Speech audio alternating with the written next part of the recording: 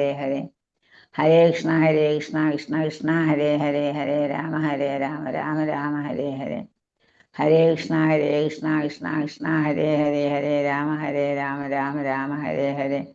ഹരേ കൃഷ്ണ കൃഷ്ണ കൃഷ്ണ ഹരേ ഹരേ, ഹരേ രാമ രാമ രാമ ഹരേ ഹരേ. ഹരേ കൃഷ്ണ കൃഷ്ണ ഹരേ ഹരേ, ഹരേ രാമ രാമ രാമ ഹരേ ഹരേ. ഹരേ കൃഷ്ണ.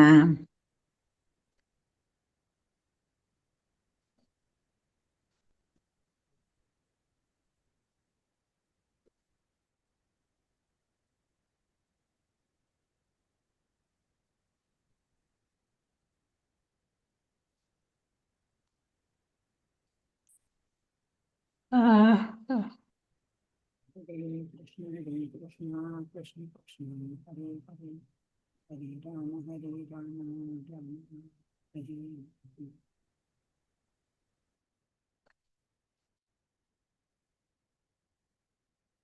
കൃഷ്ണ കൃഷ്ണ കൃഷ്ണ ഹരേ ഹരേ, ഹരേ രാമ രാമ രാമ ഹരേ. ഹരേ കൃഷ്ണ. ഹരേ കൃഷ്ണ മാതാജി. ഹരേ കൃഷ്ണ. ഹരേ കൃഷ്ണ മാതാജി. ഹരേ കൃഷ്ണ കൃഷ്ണ കൃഷ്ണ ഹരേ ഹരേ, ഹരേ രാമ രാമ രാമ ഹരേ ഹരേ. ഹരേ കൃഷ്ണ കൃഷ്ണ കൃഷ്ണ ഹരേ ഹരേ, ഹരേ രാമ രാമ രാമ ഹരേ ഹരേ. ഹരേ കൃഷ്ണ കൃഷ്ണ കൃഷ്ണ ഹരേ ഹരേ, മാതാജി. ഹരേ രാമ രാമ ഹരേ ഹരേ. ഓം നമോ ഭഗവതേ വാസുദേവായ. ഓം നമോ ഭഗവതേ വാസുദേവായ. ഓം നമോ ഭഗവതേ വാസുദേവായ. ഓം അജ്ഞാനതിമിരാന്തസ്യ ജ്ഞാനാഞ്ജനശലാകയാ ചക്ഷുരുന്മീലിതം യേന തസ്മൈ ശ്രീ ഗുരവേ നമഃ. ശ്രീചൈതന്യമനോഭീഷ്ടം സ്ഥാപിതം യേന ഭൂതലേ സ്വയം രൂപകഥാ മഹ്യം ദദാതി സ്വപദാന്തികം. വന്ദേഹം ശ്രീഗുരോ ശ്രീയുതപദകമലം ശ്രീഗുരോൻ വൈഷ്ണവാംശ്ച ശ്രീരൂപം സാഗ്രജാതം സഹഗണ രഘുനാഥാന്വിതം തം സജീവം സാദ്വൈതം സാവധൂതം പരിജനസഹിതം കൃഷ്ണചൈതന്യദേവം ശ്രീരാധാകൃഷ്ണപാദാൻ സഹഗണ ലളിതാ ശ്രീവിശാഖാന്വിതാംശ്ച. ഹേ കൃഷ്ണ കരുണാ സിന്ധോ ദീനബന്ധോ ജഗത്പതേ ഗോപേശ ഗോപികാകാന്ത രാധാകാന്ത നമോസ്തുതേ. തപ്തകാഞ്ചന ഗൗരാംഗീ ശ്രീരാധേ വൃന്ദാവനേശ്വരി വൃഷഭാനുസുതേ ദേവി പ്രണമാമി ഹരിപ്രിയേ. ജയ ശ്രീകൃഷ്ണ ചൈതന്യ പ്രഭു നിത്യാനന്ദ ശ്രീ അദ്വൈത ഗദാധര ശ്രീവാസാദി ഗൗരഭക്തവൃന്ദ. ഹരേ കൃഷ്ണ കൃഷ്ണ കൃഷ്ണ ഹരേ ഹരേ, ഹരേ രാമ രാമ രാമ ഹരേ ഹരേ. ശ്രീ ശ്രീ രാധാ ഗോവിന്ദ് കി ജയ്, ശ്രീല പ്രഭുപാദ് കി ജയ്, ഗുരു മഹാരാജ് കി ജയ്. ഹരേ കൃഷ്ണ. എല്ലാവർക്കും പ്രണാമം. ഹരേ കൃഷ്ണ. ശ്രീ ശ്രീ രാധാ ഗോവിന്ദ് ടെമ്പിൾ ഇസ്കോൺ മാംഗ്ലൂരുവിൽ നിന്നുള്ള 18 ദിവസത്തെ ഭഗവത്ഗീത പഠന ക്ലാസ്സിലേക്ക് എല്ലാവർക്കും സ്വാഗതം. ഇപ്പൊ നമ്മൾ ഇന്നലെ 5ാമത്തെ അധ്യായമാണ് കണ്ടത്. Welcome to one and all.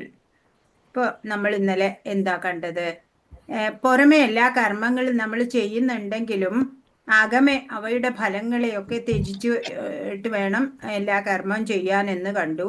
പിന്നെ ആധ്യാത്മിക ജ്ഞാനം നേടി അങ്ങനെ ആ അഗ്നിയാലെ ശുദ്ധീകൃതരായിട്ട് നമുക്ക് ശാന്തിയും വൈരാഗ്യവും തിതിക്ഷയും ഒപ്പം ആധ്യാത്മിക ദർശനവും പരമാനന്ദവും എല്ലാം നേടാം എന്നാണ് 5ാം അധ്യായത്തിലൂടെ നമ്മൾ മനസ്സിലാക്കിയത്. ഇനി ഈ അധ്യായത്തിലാണെങ്കിൽ മനസ്സിനെയും ഇന്ദ്രിയങ്ങളെയും നിയന്ത്രിച്ച് പരമാത്മാവിൽ ശ്രദ്ധ കേന്ദ്രീകരിക്കുന്ന പ്രക്രിയ ഉണ്ട്. അതിനെ അഷ്ടാംഗ യോഗം എന്നാ പറയാ. 8 സ്റ്റെപ്സ് ഉണ്ട് അഷ്ടാംഗ യോഗ എന്നതുകൊണ്ട് പേര്. ഒരു ധ്യാനമുറയാണ് ഇത്.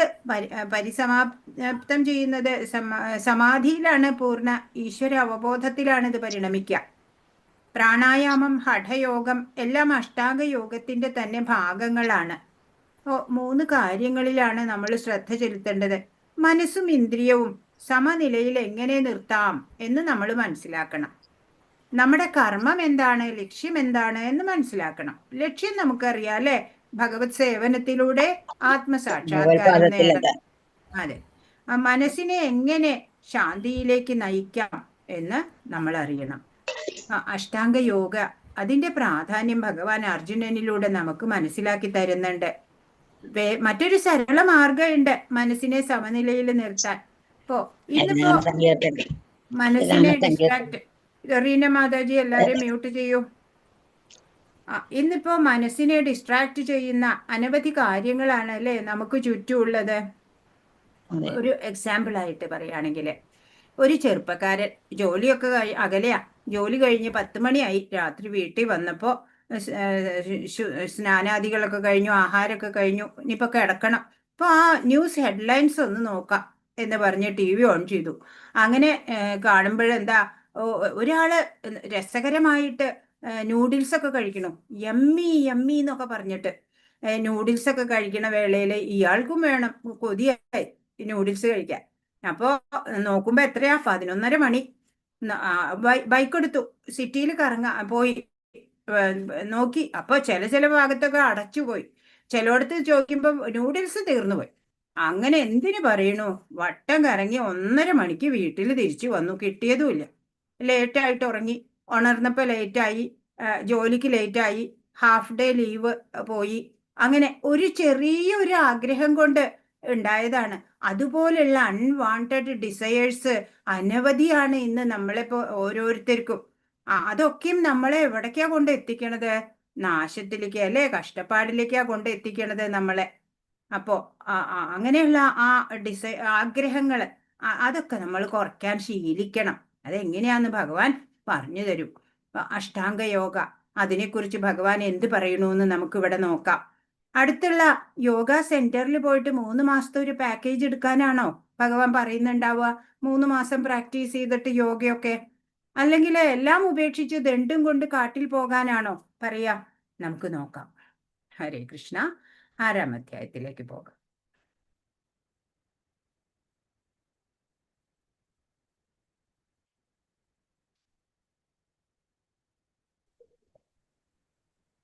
ഹരേ കൃഷ്ണ. ഹരേ കൃഷ്ണ. ധ്യാനയോഗം എന്നുള്ള 6-ാം അധ്യായത്തിലേക്ക് വരുമ്പോ അവിടെ 1-ാമത്തെ ശ്ലോകം ഗീതാ മഹാത്മ്യത്തെ കുറിച്ച് ഇവിടെ പറയുന്നത്, ഭഗവത്ഗീതയുടെ ഒരു അധ്യായം പാരായണം ചെയ്യുന്ന ഒരു മർത്യന്റെ 32 തരത്തിലുള്ള അപരാധങ്ങളെ ഭഗവാൻ കേശവൻ പൊറുക്കുന്നുവെന്ന് ഹരിഭക്തി വിലാസത്തില് പറഞ്ഞിട്ടുള്ളതാണ്. ഹരേ കൃഷ്ണ. 1-ാമത്തെ ശ്ലോകം ഭഗവാനാണ് പറയണത്.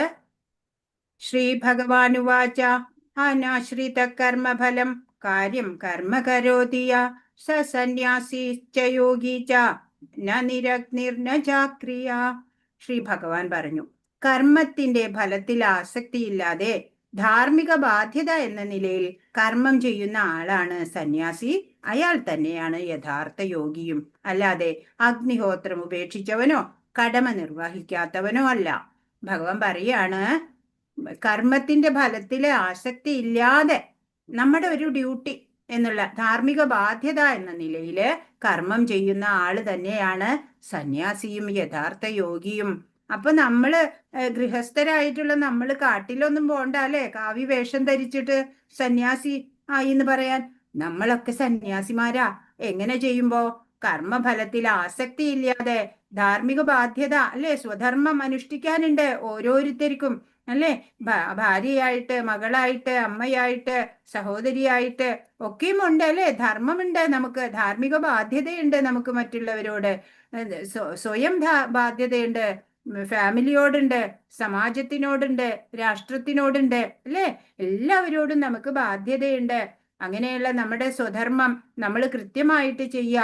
എങ്ങനെ? ഫലത്തിൽ ആസക്തി ഇല്ലാതെ. എന്റെ ഡ്യൂട്ടിയാണിത്, ഭഗവാനാൽ നിക്ഷിപ്തമാക്കപ്പെട്ട ജോലിയാണ് എനിക്കിത് എന്നുള്ള ഭാവനയോട് നമ്മൾ പ്രവർത്തിക്കുക. അപ്പൊ നമ്മൾ ആരായി? നമ്മൾ സന്യാസിയായി, യഥാർത്ഥ യോഗിയായി. നമ്മള് എവിടെയും കാട്ടിലൊന്നും പോകേണ്ട ആവശ്യമില്ല അല്ലെ. അല്ലാതെ അഗ്നിഹോത്രം ഉപേക്ഷിച്ചവൻ, ഇപ്പോ ബ്രാഹ്മണര് അഗ്നിഹോത്രം ചെയ്യണം അല്ലേ, അവരത് ഉപേക്ഷിച്ചു എന്ന് വെച്ചാൽ അവരുടെ സ്വന്തം ധർമ്മം ഉപേക്ഷിച്ചാല് യോഗിയാവില്ല, സന്യാസി ഒന്നും ആവില്ല അല്ലെ. കടമ നിർവഹിക്കാത്തവൻ സന്യാസിയാവില്ല. അതാണ് ഭഗവാൻ പറയണത്. കർമ്മഫലത്തെ ആശ്രയിക്കാതെ തനിക്ക് ചെയ്യേണ്ടതായ കർമ്മം ആരാണോ ചെയ്യുന്നത് അയാൾ കർമ്മം ത്യജിച്ച സന്യാസിയാണ്, മനസ്സിനെ സമനിലയിൽ എത്തിച്ച യോഗിയുമാണ്. ഭഗവാന് വേണ്ടി കർമ്മം ചെയ്യുന്നവൻ അവനാണ് സന്യാസി. അല്ലാതെ കാവി വസ്ത്രം എടുത്ത് ഒരു ദണ്ടും പിടിച്ച് നടന്നാലൊന്നും സന്യാസി ആവില്ല. ചെയ്യുന്ന കർമ്മങ്ങളോട് രാഗദ്വേഷങ്ങളില്ലാതെ, എന്നാൽ ഒരു ഗൃഹസ്ഥനായിട്ട് തന്റെ കർമ്മവാസനകൾ ഒടുങ്ങാനായിട്ട് തന്റെ കർമ്മത്തെ എങ്ങനെ ചെയ്യാം, അങ്ങനെ ചെയ്യുന്ന ഒരാള് കർമ്മം ചെയ്യുമ്പോഴും എന്താണ്, മനസ്സുകൊണ്ട് അതിനെ ത്യജിച്ചു അല്ലെ. അതിനാൽ അയാൾ ഒരു സന്യാസിയുമാണ്, യോഗിയുമാണ്. ഇപ്പോ ഒരു ഗൃഹസ്ഥന് സന്യാസിയാവാൻ എന്തെങ്കിലും പ്രയാസമുണ്ടോ അല്ലെ? ഫലത്തിൽ ആസക്തി ഇല്ലാതെ എനിക്ക് ഭഗവാനാൽ നൽകപ്പെട്ട ആ ഡ്യൂട്ടി, കടമ, ബാധ്യത ഞാനിതാ ഭഗവാനിൽ മനസ്സൂന്നിക്കൊണ്ട് ചെയ്യുന്നു, ഇത്രേ ചെയ്യണ്ടു. ഹരേ കൃഷ്ണ എന്ന് വിചാരിച്ചിട്ട് എല്ലാ പ്രവൃത്തി തുടങ്ങാം. പ്രവൃത്തി അവസാനിക്കുമ്പോഴും കൃഷ്ണ എന്നൊന്ന് പറയാ, ഇത്രേ വേണ്ടു. സോ സിമ്പിളാണ് ഭക്തി. ഹരേ കൃഷ്ണ. ഇപ്പോ ഇതാണോ യോഗ? ഇവിടെ എന്തൊക്കെയോ ആസുരികമായിട്ടുള്ള ഓരോ ശാരീരികമായിട്ടുള്ള ശരീരത്തെ ക്ലേശിപ്പിച്ചുകൊണ്ടുള്ള ക്രിയകളൊക്കെ ചെയ്യാണ് അല്ലെ. പിന്നെ ഇതാണോ യോഗ? തലയൊക്കെ മണ്ണിൽ കുഴിച്ചിട്ടിട്ടുള്ളതാണോ യോഗ? ഇതൊക്കെ ആസുരികമായ പ്രവൃത്തികളാ അല്ലെ, ശരീരത്തെ ക്ലേശിപ്പിച്ചുകൊണ്ട്. പിന്നെ ഇതാണോ, ഇത് ഫിസിക്കൽ എക്സർസൈസിലാ വരിക അല്ലെ, ഇത് യോഗയാണോ? പിന്നെ ഇതാണോ യോഗ? ബിയർ യോഗ, ഗോട്ട് യോഗ, പല പല യോഗകളെ പേരുണ്ട്. ഇപ്പോ കുറെ ബുക്സ് വരുന്നുണ്ട് ഇപ്പോ യോഗയെ പറ്റിയിട്ട്. ഫിസിക്കൽ ആൻഡ് മെന്റൽ ഹെൽത്തിന്, പ്രഗ്നൻസി യോഗ, അങ്ങനെയൊക്കെ കുറെ ബുക്സ് അവൈലബിൾ ആണ്. സീക്രട്സ് ഓഫ് ബിസിനസ് സക്സസിന് യോഗ, പറഞ്ഞില്ലേ, ഇഷ്ടം പോലെ ഉണ്ട്. എന്താണ് യോഗ എന്ന് പറഞ്ഞാല്? ദൈവവുമായി ബന്ധിപ്പിക്കുന്നതാ അല്ലെ യോഗം, കണക്റ്റിംഗ് ടു ഗോഡ്. ഉദാഹരണമായിട്ട് കർമ്മയോഗ, ജ്ഞാനയോഗ, അഷ്ടാംഗയോഗ, ഭക്തിയോഗ, പല പല യോഗ ഭഗവാൻ പറഞ്ഞു തരുന്നുണ്ട്. ഇപ്പോ അഷ്ടാംഗ യോഗ നമ്മൾ നോക്കുകയാണെന്നുണ്ടെങ്കിൽ അഷ്ട അംഗ എന്ന് പറഞ്ഞാൽ 8 സ്റ്റെപ്സ്, 8 ഭാഗങ്ങളുണ്ട് ആ യോഗയ്ക്ക്. എന്തൊക്കെയാണ് നമുക്കൊന്ന് പെട്ടെന്ന് നോക്കാം. യമം, നിയമം, ആസനം, പ്രാണായാമം, പ്രത്യാഹാരം, ധാരണ, ധ്യാനം, സമാധി. അപ്പോ 8 സ്റ്റെപ്പാണ് ഉള്ളത്. ആദ്യം യമ നോക്കാം. യമ എന്ന് പറഞ്ഞാൽ എക്സ്റ്റേണൽ ആയിട്ടുള്ള ഡിസിപ്ലിൻ ആണ്. ശൗചം അങ്ങനെയൊക്കെ വരുന്നത് അല്ലെ, എക്സ്റ്റേണൽ ആയിട്ടുള്ള നിയമങ്ങൾ അനുസരിക്കണം. പിന്നെ നിയമം എന്ന് പറഞ്ഞാൽ ഇന്റേണൽ ആയിട്ടുള്ള ഡിസിപ്ലിൻ ആണ് ഉദ്ദേശിക്കുന്നത്. ആസന എന്ന് പറഞ്ഞാല് പോസ്റ്റർ ആണ്, മെഡിറ്റേഷൻ സീറ്റ്, എങ്ങനെ ഇരിക്കണം എന്നൊക്കെ. പ്രാണായാമ എന്ന് പറഞ്ഞാൽ ബ്രെത്ത് കൺട്രോൾ ആണ് അല്ലെ, ശ്വാസോച്ഛ്വാസ നിയന്ത്രണമാണ്. പിന്നെ പ്രത്യാഹാര എന്ന് പറഞ്ഞാലോ വിഡ്രോവൽ ഓഫ് സെൻസസ് ആണ്, ഇന്ദ്രിയ നിയന്ത്രണം. ധാരണ എന്ന് പറഞ്ഞാൽ കോൺസെൻട്രേഷനാ, ഏകാഗ്രത ഉണ്ടാക്കുക.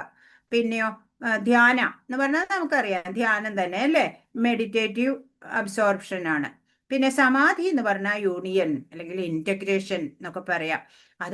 അതാണ് ഒടുവിലത്തെ സ്റ്റെപ്പ് അല്ലെ. അത് ഭഗവാനെ നമുക്ക് നേരിട്ട് ദർശിക്കാൻ പറ്റുന്ന പറയാ അല്ലെ സമാധിയില്. അങ്ങനെയാണ് 8 അംഗങ്ങള്: യമം, നിയമം, ആസനം, പ്രാണായാമം, പ്രത്യാഹാരം, ധാരണ, ധ്യാനം, സമാധി. അപ്പോ 8 എണ്ണം നോട്ട് ചെയ്തോളൂ.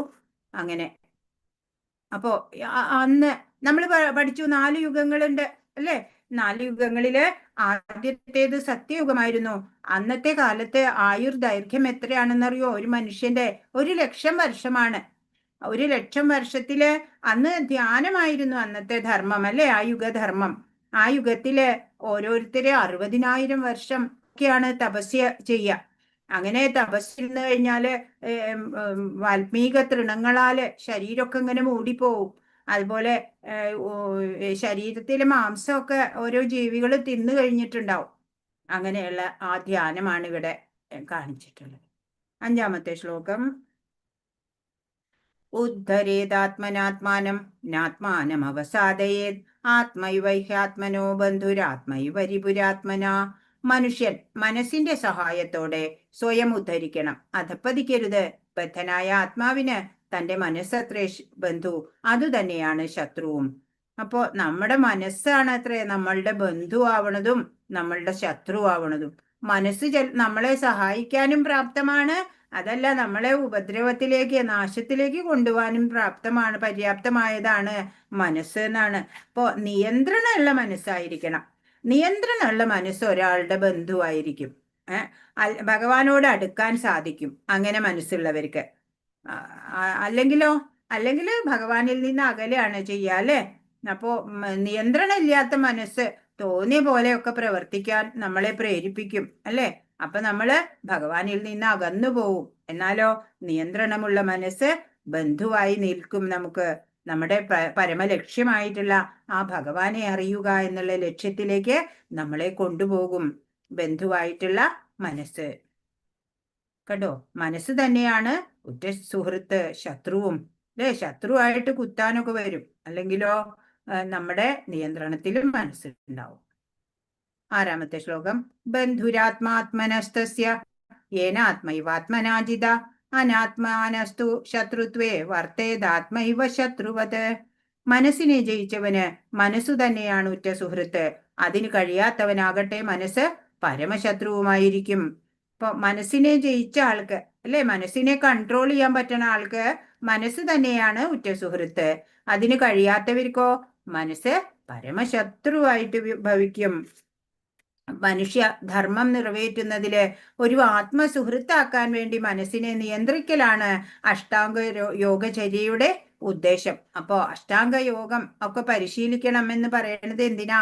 നമ്മുടെ ധർമ്മം എന്താ? നമ്മള് ഭഗവത് സേവനമാണ് നമ്മുടെ കർമ്മം, അല്ലെ? നമ്മൾ ഭഗവത് ദാസരാണ്. അപ്പോ ഭഗവത് സേവന നിരതനാവാൻ, നമ്മുടെ ധർമ്മം നിറവേറ്റുന്നതില് ഒരു ആത്മസുഹൃത്താവാൻ വേണ്ടിയിട്ട് നമ്മുടെ മനസ്സിനെ നിയന്ത്രിക്കുക. അതാണ് അഷ്ടാംഗ യോഗചര്യയുടെ ഉദ്ദേശം. മനസ്സ് തനിക്ക് കീഴടങ്ങാഞ്ഞാല് എന്താ ഉണ്ടാവുക?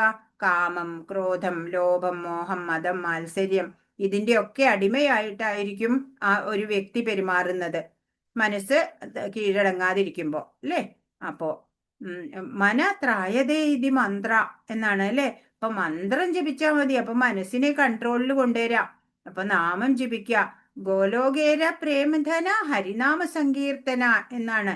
ഈ ഗോലോകത്തിലേക്ക് എത്തണം എന്നുണ്ടെങ്കിൽ നമുക്ക് എന്ത് വേണം? ഹരിനാമ സങ്കീർത്തനം ചൊല്ലുക. അതാണ് ഏറ്റവും വലിയ ധനം നമ്മുടെ ആവേണ്ടത്. 7-ാമത്തെ ശ്ലോകം. ജിതാത്മന പ്രശാന്തസ്യ പരമാത്മാ സമാഹിത ശീതോഷ്ണ സുഖ ദുഃഖേഷു തഥാ മാനാപമാനയോ. മനസ്സിനെ കീഴടക്കിയവൻ ശാന്തി നേടുകയാൽ പരമാത്മാവിനെ പ്രാപിച്ചു കഴിഞ്ഞു. അങ്ങനെയുള്ള ആൾക്ക് തണുപ്പും ചൂടും സുഖവും ദുഃഖവും മാനവും അപമാനവും എല്ലാം ഒന്നുപോലെ തന്നെ. ഇപ്പോ മനസ്സിനെ കീഴടക്കണം എന്ന് പറഞ്ഞു. എങ്ങനെയാണ്? മനസ്സിനെയും ഇന്ദ്രിയങ്ങളെയും ഒക്കെ ഭഗവതോന്മുഖമാക്കണം. അപ്പോഴാണ് അത് കൺട്രോളിൽ വരിക, അല്ലെ? അപ്പോ മനസ്സിനെ കീഴടക്കി കഴിഞ്ഞാലേ ശാന്തി ഉണ്ടാവുള്ളൂ നമുക്ക്. അങ്ങനെയാണെങ്കിലേ പരമാത്മാവിനെ കിട്ടുള്ളൂ നമുക്ക്. അങ്ങനെയുള്ള ആൾക്ക് ദ്വന്ദ്ങ്ങളൊന്നുമില്ല. ജയമാവട്ടെ പരാജയം, ചൂട് തണുപ്പ് യാതൊന്നും അയാളെ ബാധിക്കില്ല. പിന്നെ ഇവിടെ കാണിച്ചിരിക്കുന്ന പിക്ചർ നോക്കൂ. ഹരിദാസ് ഠാക്കൂറിനെയാണ് കാണിച്ചിരിക്കുന്നത്. ഇദ്ദേഹം നാമാചാര്യൻ എന്നാണ് ചൈതന്യ മഹാപ്രഭു ഇദ്ദേഹത്തെ വിളിക്കുന്നത്. കാരണം 3 ലക്ഷം തവണ നാമമൊക്കെ ഒറ്റയടിക്ക് ഇരുന്ന് ജപിക്കും. അങ്ങനെയാണ് ഇദ്ദേഹത്തിന്റെ കാലത്ത് ഇവിടെ വെസ്റ്റ് ബംഗാളിലാണ് ഇദ്ദേഹം ജനിച്ചത്. അന്നത്തെ അവിടെ നവാബ് ഇദ്ദേഹം ഈ നാമജപം ഏത് സമയവും നാമജപം കണ്ടിട്ട് അദ്ദേഹത്തെ ജയിലിൽ അടച്ചു. അപ്പോഴും സന്തോഷത്തോടെ ജയിലിലും നാമം ജപിക്കും. അപ്പോ മറ്റുള്ള ജയിൽ പുള്ളികളൊക്കെ ചോദിക്കും, എന്താ ഇത്രയ്ക്ക് സന്തോഷം ജയിലിനകത്ത് വന്നിട്ട്? ഇപ്പോ ഹരിദാസ് ഠാക്കൂർ പറഞ്ഞു, പുറത്തും ജയിൽ തന്നെയാണ്. ജന്മ, മൃത്യു, ജര, വ്യാധി, കാമം, ക്രോധം ഒക്കെ നിറഞ്ഞ ഈ ലൗകികത, അതും ഒരു ജയില് തന്നെയാണ്. പിന്നെ ഇപ്പൊ ഇതിനകത്തായാലും എനിക്ക് വ്യത്യാസമൊന്നും ഇല്ല എന്ന് പറഞ്ഞു. എല്ലാവരോടും നാമം ജപിക്കാൻ പറഞ്ഞു. അങ്ങനെ എല്ലാ ജയിൽ പുള്ളികളെ നാമജപമൊക്കെ പഠിപ്പിച്ചു. എന്ത് ചെയ്താലും നാമജപം തുടരും. അങ്ങനെ നവാബ് തോറ്റു. എന്നിട്ട് ആളെ കൊണ്ടുവന്നിട്ട് കുറെ മല്ലന്മാരെ വിട്ടിട്ട് 22 മാർക്കറ്റില് ചന്തകളിൽ കൊണ്ടുപോയിട്ട് മർദ്ദിച്ചു. അപ്പോഴും നാമം ജപിച്ചുകൊണ്ടിരിക്കും. അവശനായി വീണുപോയി. അവരെന്ത് ചെയ്തു? ഗംഗയിൽ കൊണ്ടുപോയിട്ടു. ഇനി മരിച്ചോളും അവിടെ കടന്നിട്ട് എന്ന് പറഞ്ഞു. കുറച്ചു കഴിഞ്ഞ് നോക്കുമ്പോ എന്താ, വീണ്ടും കരയ്ക്ക് എത്തിയിട്ട് നാമം ജപിച്ചുകൊണ്ടിരിക്കണു. അങ്ങനെ മനസ്സിന് കീഴടക്കിയവന് ബാഹ്യമായിട്ടുള്ള ഒരു ബന്ധം ഉണ്ടാവില്ല എന്നാണ്. അപ്പോൾ അദ്ദേഹം അല്ലെ ഈ സ്പിരിച്വൽ പ്ലാറ്റ്ഫോമിലേക്ക് എത്തിക്കഴിഞ്ഞു. ഈ മെറ്റീരിയൽ പ്ലാറ്റ്ഫോമിൽ നിന്നൊക്കെ അദ്ദേഹം മാറിക്കഴിഞ്ഞു അല്ലേ? അതാണ് മനസ്സിലാക്കേണ്ടത്. അപ്പോൾ ഭഗവാന്റെ കൽപ്പിതങ്ങള് അത് നിറവേറ്റാൻ ഓരോ ജീവാത്മാവും ചുമതലപ്പെട്ടിരിക്കുന്നു. നമ്മളുടെ കടമയാണ്. സർവേശ്വരൻ അല്ലെ ഓരോരുത്തരുടെയും ഹൃദയത്തിൽ കുടികൊണ്ടിട്ട് അല്ലെ നമുക്ക് മാർഗനിർദ്ദേശം നൽകുന്നുണ്ട്. അപ്പൊ മനസ്സിനെ കീഴടക്കിയവന് ശാന്തി ഉണ്ടാവും. 8ാമത്തെ ശ്ലോകം. ജ്ഞാനവിജ്ഞാന തൃപ്താത്മാ കൂടസ്ഥോ വിജിതേന്ദ്രിയ യുക്ത ഇത്യുച്യതേ യോഗി സമലോഷ്ടാശ്മകാഞ്ചന. ജ്ഞാനം കൊണ്ടും സാക്ഷാത്കാരം കൊണ്ടും തികച്ചും സംതൃപ്തനായ ഒരാളെ ആത്മസാക്ഷാത്കാര നിഷ്ഠനായ യോഗി എന്നു പറയാം. ആത്മസംയമിയായ അയാൾ അഭൗതികതയിൽ സ്ഥിതി ചെയ്യുന്നു. അയാളുടെ ദൃഷ്ടിയിൽ കല്ലും മണ്ണും സ്വർണവും ഒന്നുപോലെ തന്നെ. ഇപ്പോ ജ്ഞാനം നേടുക അല്ലെ, ഭഗവാൻ തന്നെ ജ്ഞാനം പ്രകാശിതമാക്കും ഭഗവത് സേവന നിരതരായ ഒരു ഭക്തന്. അപ്പോ അങ്ങനെ ഭഗവാനെ കുറിച്ചുള്ള ജ്ഞാനം നേടി സാക്ഷാത്കാരം നേടിയിട്ട് തികച്ചും സംതൃപ്തനായിരിക്കും അങ്ങനെയുള്ള ഒരു ഭക്തൻ. അങ്ങനെ ഉള്ള ഒരാളെയാണ് ആത്മസാക്ഷാത്കാര നിഷ്ഠനായ യോഗി എന്ന് പറയാം. ആത്മസംയമിയായിരിക്കും അയാള് അല്ലെ, എല്ലാ സംയമനുണ്ടാവും. ദ്വന്ദ്വാതീതനാണ്, ഗുണാതീതനാണ്, മായാതീതനായിരിക്കും. അങ്ങനെയുള്ള ആത്മസംയമിയായ അയാള് ആ ഭൗതികതയിലാണ് സ്ഥിതി ചെയ്യുന്നത്. ഈ ഭൗതികതയിലല്ല അയാൾ സ്ഥിതി ചെയ്യുന്നത്. നമുക്ക് ചിലപ്പോ കാണുമ്പോൾ സാധാരണക്കാരെ പോലെ തോന്നും. പക്ഷേ അദ്ദേഹത്തിന്റെ ആ ഭാവനയുണ്ടല്ലോ, അദ്ദേഹത്തിന്റെ ആറ്റിറ്റ്യൂഡ്, അതൊക്കെ അഭൗതികതയിലുള്ളതാണ്. ആത്മീയ പ്രവർത്തനമാണ് അദ്ദേഹം ചെയ്യുന്നത്. അയാളുടെ ദൃഷ്ടിയിലോ കല്ലും മണ്ണും സ്വർണവും എല്ലാം ഒരേപോലെയാണ്. ഒന്നിനും ഒരു മൂല്യം, ഭഗവാൻ ഒഴികെ ബാക്കി ഒന്നിനും അദ്ദേഹം ഒരു മൂല്യം കൊടുക്കുന്നില്ല. അവർക്കങ്ങു രത്നം ചരൽക്കല്ലുപോലെ ഉരങ്കാക്ഷിമാരോ മരപ്പാവ പോലെ എന്നുള്ള വരികൾ നമ്മൾ കേട്ടിട്ടുണ്ട് അല്ലെ. അവർക്ക് അങ്ങനെയാ, രത്നം കിട്ടിയാലും ഒരു കല്ലിന്റെ കട്ട കിട്ടിയാലും ഒക്കെ ഒരേപോലെയാണ് ഒരു ആത്മസാക്ഷാത്കാര നിഷ്ഠനായിട്ടുള്ള ഒരു യോഗിക്ക്. ഒരിക്കല് വൃന്ദാവനത്തില് സനാതന ഗോസ്വാമി ഉണ്ടായിരുന്നു. സനാതന ഗോസ്വാമി ഒരു മഞ്ചരി തന്നെയാണ്, മഞ്ചരിയുടെ അവതാരമാണ്. അദ്ദേഹത്തിന്റെ കയ്യിൽ ഒരു ചിന്താമണി കല്ല്, എന്തു ചോദിച്ചാലും നൽകുന്ന ഒരു ചിന്താമണി കല്ല് വന്നു ചേർന്നു. അദ്ദേഹം പക്ഷെ അതിനൊന്നും വില കൊടുത്തില്ല. അദ്ദേഹം അത് മൂലയിൽ ഒരു എന്താ പറയാ, ഒരു വേസ്റ്റ് ബാസ്ക്കറ്റ് പോലെ ഒരു സ്ഥലത്ത് ഇട്ട് വെച്ചു. അങ്ങനെ ഒരു ബ്രാഹ്മണൻ തൻ്റെ മകളുടെ വിവാഹത്തിന് പണം ഇല്ലാഞ്ഞ് ഇദ്ദേഹത്തിന്റെ അടുത്ത് വന്നിട്ട് ഇങ്ങനെ ചോദിക്കുകയാണ്, എനിക്ക് എന്തെങ്കിലും തരണം, മൂല്യമായിട്ടുള്ള എന്തെങ്കിലും. അപ്പോ ഓർമ്മ വന്നു ഇദ്ദേഹത്തിന്. അപ്പൊ പറഞ്ഞു, അവിടെ ഒരു ചിന്താമണി രത്നം ഉണ്ട്, അത് കൊണ്ടുപോയിക്കോളൂ പറഞ്ഞു. അപ്പൊ നോക്കുമ്പോ എന്താ, അതൊരു വേസ്റ്റ് ബാസ്ക്കറ്റിൽ അങ്ങനെ ഇട്ടിരിക്കണേ. അപ്പൊ അതെടുത്ത് കൊണ്ടുപോയി സന്തോഷമായി. കുറച്ചു ദൂരം ചെന്നപ്പോ അദ്ദേഹത്തിന് തോന്നി, അല്ല, ഗോസ്വാമിയുടെ അല്ലേ ഇതിനേക്കാളും മൂല്യവത്തായ പലതും ഉണ്ടാവും, അതുകൊണ്ടല്ലേ ഇതിങ്ങനെ കെയർലെസ് ആയിട്ട് ഇങ്ങനെ ഇട്ടിരിക്കണേ. അപ്പൊ തിരിച്ചു വന്ന് ആദ്യം ചോദിച്ചു, സ്വാമി, എനിക്ക് ഇതിനേക്കാളും മൂല്യവത്തായത് എന്തെങ്കിലും അങ്ങയുടെ കയ്യിലുണ്ടെങ്കിൽ അതാണ് എനിക്ക് വേണ്ടത് എന്ന് പറയാണ്. അപ്പൊ പറഞ്ഞു, ഓ തരാലോ, ഒരു കാര്യം ചെയ്യൂ, ഇതിനെ ആ യമുനയില് എറിഞ്ഞിട്ട് വരൂ എന്ന് പറഞ്ഞു. അങ്ങനെ ഇദ്ദേഹം ഇതിലും മൂല്യവത്തായത് കിട്ടാനല്ലേ വേഗം കൊണ്ടുപോയിട്ട് അതിനെ യമുനയില് അവിടെ വലിച്ചെറിഞ്ഞു, യമുന നദിയിലേക്ക് വലിച്ചെറിഞ്ഞു. അങ്ങനെ വന്നു സ്നാനം ചെയ്തു വരാൻ പറഞ്ഞു. എന്നിട്ട് അദ്ദേഹം എന്താണ് ചെയ്തത്? ഹരേ കൃഷ്ണ മഹാമന്ത്രാണ് നൽകിയത്, ദീക്ഷ നൽകി. ഇപ്പൊ ശുദ്ധ ഭക്തന്റെ സംഘത്താലെ അദ്ദേഹവും ആ ബ്രാഹ്മണനും ഭക്തനായി എന്നാണ്. അപ്പോ അങ്ങനെയുള്ളവർക്ക് പിന്നെ മനസ്സിനെ നിയന്ത്രണം കിട്ടും അല്ലെ, ആത്മീയ കാര്യങ്ങളൊക്കെ മനസ്സിലാക്കാനാവും, ഭൗതിക ആഗ്രഹങ്ങളൊക്കെ കുറയ്ക്കാനും സാധിക്കും. ഹരേ കൃഷ്ണ. കൃഷ്ണാവബോധത്തിന്റെ ശാസ്ത്രമാണ് ഭഗവത്ഗീത. ലൗകിക പാണ്ഡിത്യം കൊണ്ട് ആർക്കും കൃഷ്ണാവബോധം ഉദിക്കില്ല. വിശുദ്ധ പ്രജ്ഞനായ ഒരാളുമായി സഹവസിക്കാനുള്ള ഭാഗ്യമുണ്ടാവണം. കൃഷ്ണന്റെ കരുണ മൂലം ജ്ഞാനത്തെ സാക്ഷാത്കരിച്ച ആളാണ് കൃഷ്ണാവബോധമാർന്ന ഭക്തൻ. അപ്പോ ഭഗവാന്റെ കാരുണ്യം തന്നെ വേണം അല്ലേ ഭക്തിയിൽ ഉയരാനും നമ്മൾക്ക്. അല്ലെങ്കിൽ എത്ര ശ്രമിച്ചാലും എത്ര കഠിന പ്രയത്നമൊക്കെ ചെയ്താലും നമുക്ക് ഭക്തിയിൽ പുരോഗതി ഉണ്ടാവില്ല. അതിനും ഭഗവാന്റെ കൃപ വേണം, അതിനായിട്ട് പ്രാർത്ഥിക്കണം നമ്മള്. ഭഗവാന്റെ കൃഷ്ണ അവബോധം, ഭഗവാനെ കുറിച്ചുള്ള സർവജ്ഞാനവും ഭഗവത്ഗീതയിലൂടെ നമുക്ക് കിട്ടുന്നുണ്ട്. അപ്പോ അങ്ങനെ നമ്മൾ ആ ശാസ്ത്രം, ഭഗവത്ഗീത എന്നുള്ള ആ ഉപനിഷത്തിന്റെ സാരസംഗ്രഹമായിട്ടുള്ള ആ ശാസ്ത്ര ഗ്രന്ഥത്തിനെ പഠിക്കുമ്പോൾ, ആ വൈദിക സാഹിത്യത്തിനെ നമ്മൾ നന്നായി മനസ്സിലാക്കുമ്പോൾ നമുക്ക് എന്താ ഉണ്ടാവുക? നമ്മള് കൃഷ്ണാവബോധമാർന്ന ഒരു ഭക്തനായി തീരുകയാണ് ചെയ്യണത്. അല്ലാതെ ഈ മെറ്റീരിയൽ നോളജ് കൊണ്ടൊന്നും ഒരാൾക്കും ഭക്തി ഒന്നും വർദ്ധിക്കണില്ല, അല്ലേ? അങ്ങനെ സത്സംഗം, ഒരു ഭക്തനുമായിട്ട് സഹവസിക്കാനുള്ള ഒരു ചാൻസ് ഉണ്ടാവണം. ഒരു മഹാത്മാവിനെ കണ്ടുമുട്ടുന്നത് തന്നെ നമ്മുടെ ജീവിതത്തിലെ ഒരു സൗഭാഗ്യമാണ് എന്നാ പറയാ. അതൊരു നമ്മുടെ ഒരു ടേണിംഗ് പോയിന്റ് ആയിട്ട് വരും. ആ ഭക്തിയിലേക്ക് നമ്മളെ കൈപിടിച്ചുയർത്തുന്ന മാതിരി ഒരു ഭക്തനെ, ഒരു മഹാത്മാവിനെ കണ്ടുമുട്ടിക്കഴിഞ്ഞാൽ ഉണ്ടാവും. അതുപോലെ കൃഷ്ണന്റെ കരുണ മൂലം ജ്ഞാനത്തെ സാക്ഷാത്കരിച്ച ആളാണ് കൃഷ്ണാവബോധമാർന്ന ഭക്തൻ. ശുദ്ധ ഭക്തിപൂർവകമായ സേവനത്താൽ സംതൃപ്തനാണ് അയാൾ. ജ്ഞാന സാക്ഷാത്കാരം ഒരാളെ പൂർണ്ണതയിൽ എത്തിക്കുന്നു. ഇപ്പൊ ഭക്തിപൂർവം ഭഗവത് സേവനം ചെയ്യണം, ജ്ഞാനം ആർജിക്കണം. ജ്ഞാനം ആർജിച്ചിട്ട് ചുമ്മാ ഇരുന്നാ പോരാ. ജ്ഞാനം ആർജിക്കുക, പിന്നെ ഭക്തിയുത ഭഗവാനായിക്കൊണ്ട് സേവനം ചെയ്യുക. അങ്ങനെ സംതൃപ്തി ഉണ്ടാവുക, പൂർണ്ണത ഉണ്ടാവുക. ഹരേ കൃഷ്ണ. ഇവിടെ പ്രഹ്ലാദൻ കുട്ടികൾക്ക് ഇങ്ങനെ നാരായണ നാമൊക്കെ എല്ലാവരെയും ഭക്തിയിലേക്ക് ഉയർത്താണ്. അതിന്റെ കഥ ഞാൻ വഴിയെ പറയാം. ഭക്തി രസാമൃത സിന്ധു എന്നുള്ള പുസ്തകത്തിലെ ഒരു ശ്ലോകമാണ് ഇവിടെ കൊടുത്തത്.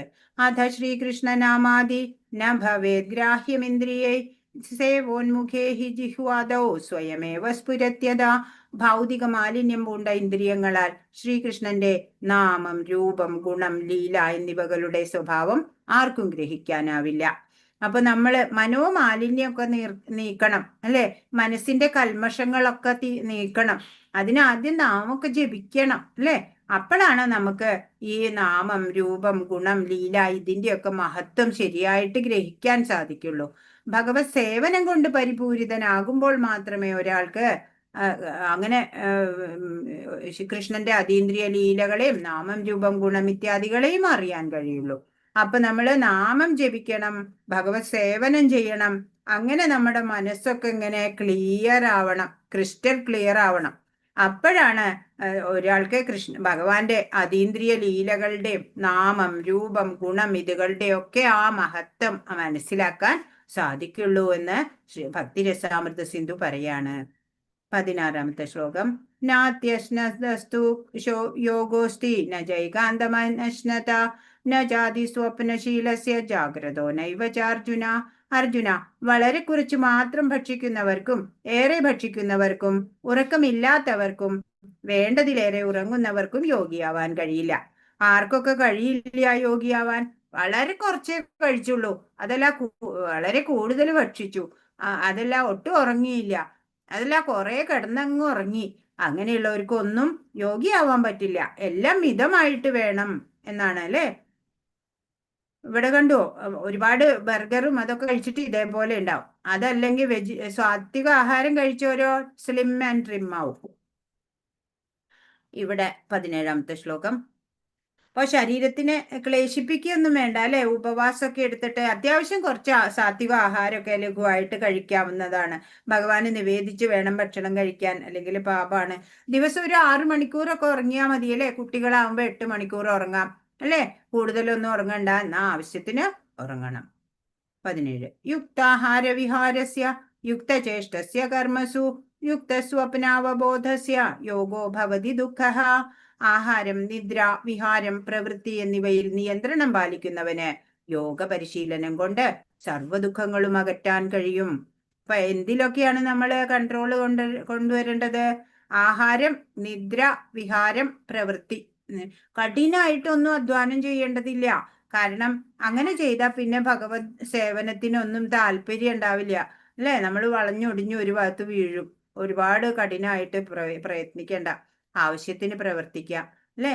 ആവശ്യത്തിന് എല്ലാവരുമായിട്ട് വ്യവഹരിക്കുക, ആവശ്യത്തിന് ആഹാരം, നിദ്ര എല്ലാം. അങ്ങനെ നിയന്ത്രണം പാലിക്കുന്ന ഒരാൾക്കാണ് യോഗ പരിശീലനം സാധ്യമാവുള്ളൂ.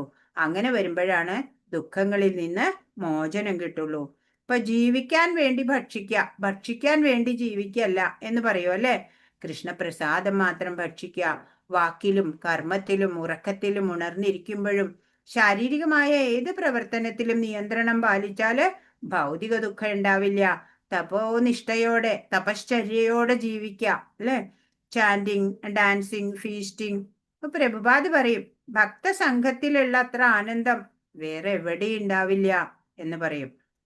ഹരേ കൃഷ്ണ. 30-ാമത്തെ ശ്ലോകം.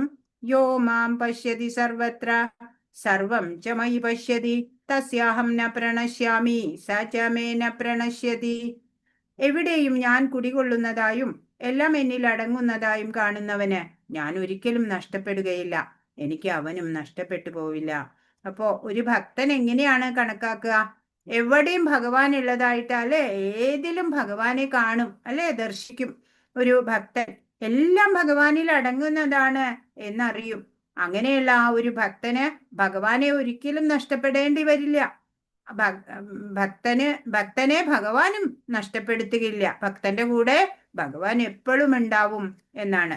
അപ്പോ ഭഗവാൻ എവിടെയുണ്ടല്ലേ, ഈ പ്രപഞ്ചമാകെ നിറഞ്ഞു നിൽക്കണ ആ ശക്തി ചൈതന്യത്തെ നമ്മൾ അറിയണം.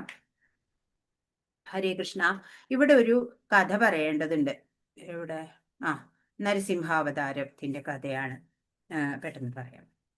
അപ്പോ ഹിരണ്യകശിപുവിനെ നമുക്ക് കേട്ടിട്ടുണ്ട് അല്ലെ. ഹിരണ്യകശിപു അസുരൻ. അപ്പോ ഹിരണ്യകശിപുവിന്റെ മകൻ പ്രഹ്ലാദൻ നമ്മൾ കേട്ടിട്ടുണ്ട്, ഒരു ഭക്തോത്തമന്റെ കഥയൊക്കെ അല്ലെ, പ്രഹ്ലാദൻ. അപ്പോ ഏറ്റവും പ്രിയപുത്രനില് വളരെ ദേഷ്യ ഹിരണ്യകശിപുവിന്, പ്രഹ്ലാദന് സ്വന്തം മകനോട്. എങ്ങനെയാണ് ദേഷ്യം ഉണ്ടായത്? അപ്പോ അസുര മധ്യത്തിലാണ് അല്ലെ വസിക്കണത് പ്രഹ്ലാദൻ. അസുരന്മാരാണ് എല്ലാവരും.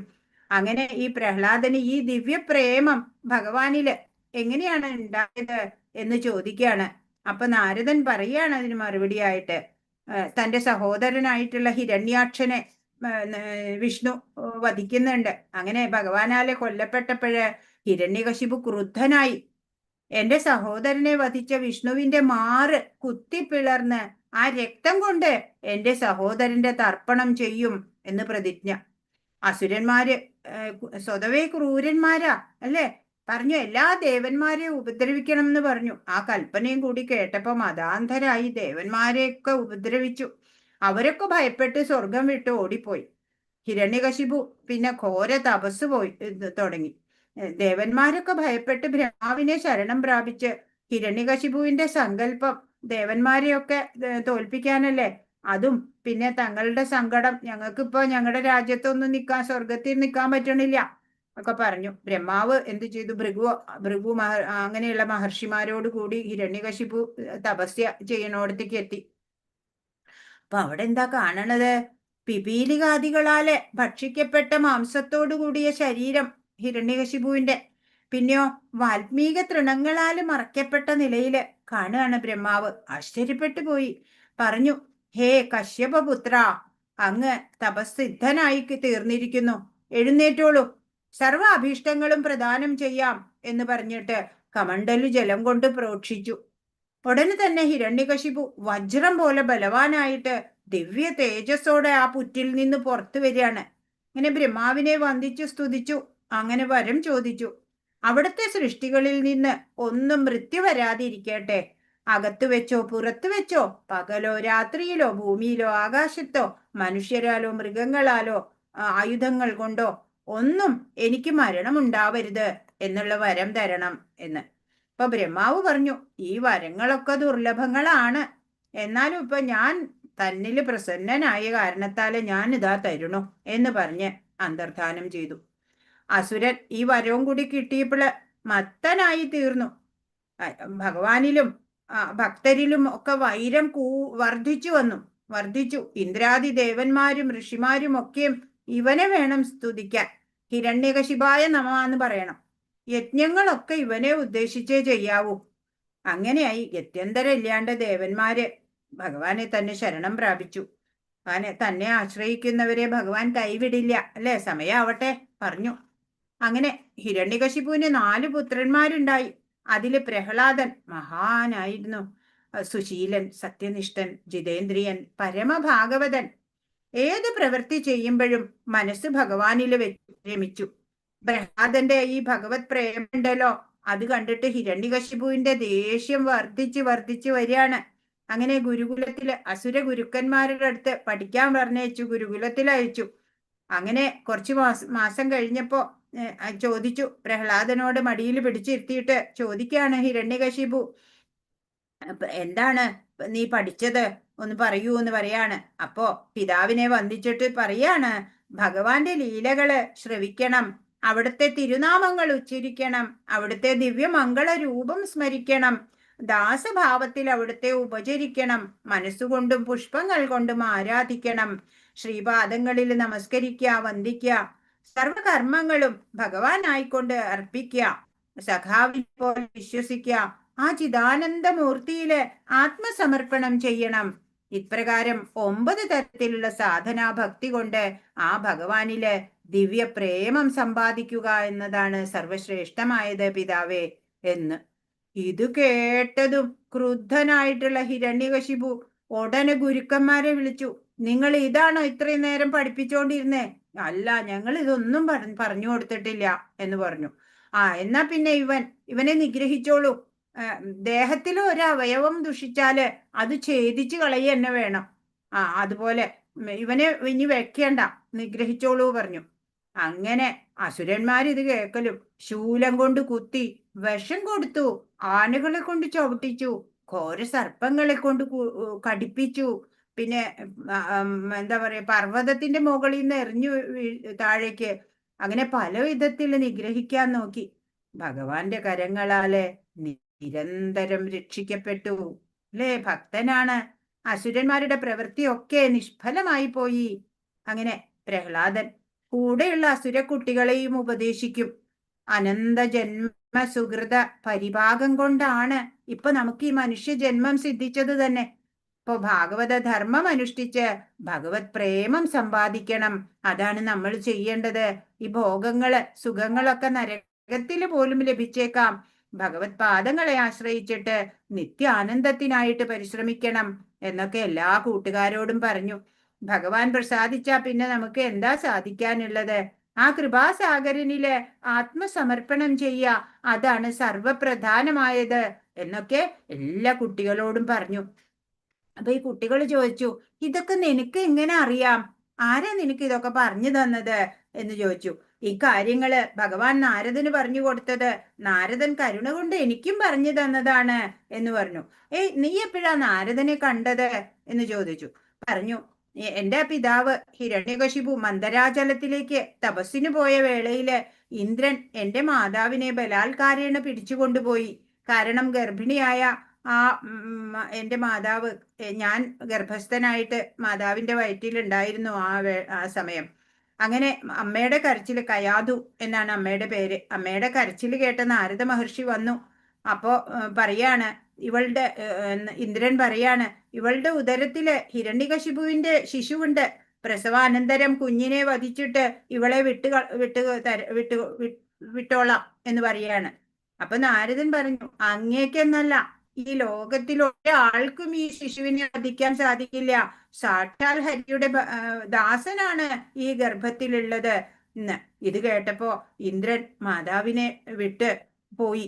ശ്രീനാരദൻ ഇവരെ ഗർഭിണിയായ ഈ കയാധുവിനെ തന്റെ ആശ്രമത്തിലേക്ക് കൊണ്ടുവന്നു.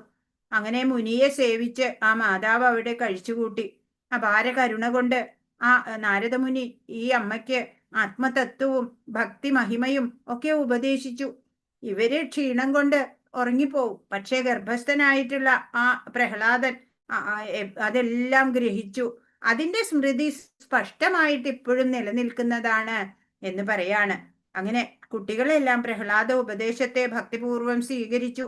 അവരെല്ലാവരും ഭാഗവതന്മാരായി, ഭക്തരായി.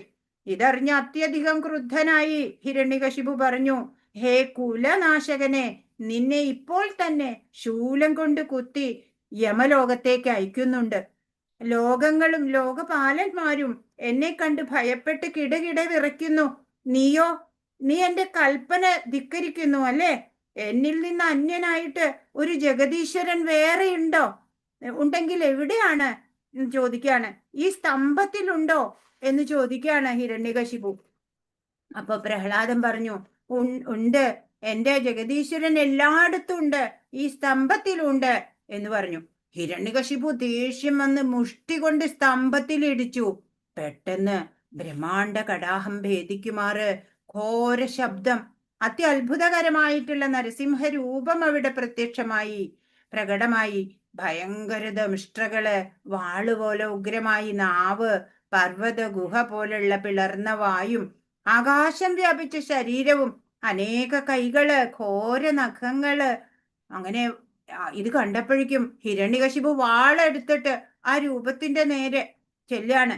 അങ്ങനെ വന്ന ഹിരണ്യകശിപുവിനെ പിടിച്ച് തൊടയിൽ കിടത്തി വജ്രായുധം കൊണ്ട് പോലും മുറിയപ്പെടാത്ത അവന്റെ ആ വക്ഷസ്സുണ്ടല്ലോ, അത് നഖങ്ങളാലെ പിളർന്നു. ചുടുചുടെ പുറത്തു വന്ന ചോര കുടിച്ചു. കുടൽമാല ചൂടുക, ഘോര അട്ടഹാസം മുഴക്കാണ്. ലോകമെല്ലാം കിടുകിട വിറച്ചു. അങ്ങനെ പ്രഹ്ലാദനോ, ആ പ്രഹ്ലാദൻ, ആ ഭക്തോത്തമന്റെ വാക്ക് സത്യമാക്കാൻ ഈ സ്തംഭത്തിലുണ്ടോ? ഉണ്ട്, സ്തംഭത്തിലും എന്റെ നാരായണനുണ്ട്, എല്ലാവിടെ ഉണ്ടെന്ന് പറഞ്ഞു. ആ വാക്ക് സത്യമാക്കാൻ സ്തംഭത്തിൽ നിന്ന് പുറത്തു വന്നു അല്ലേ.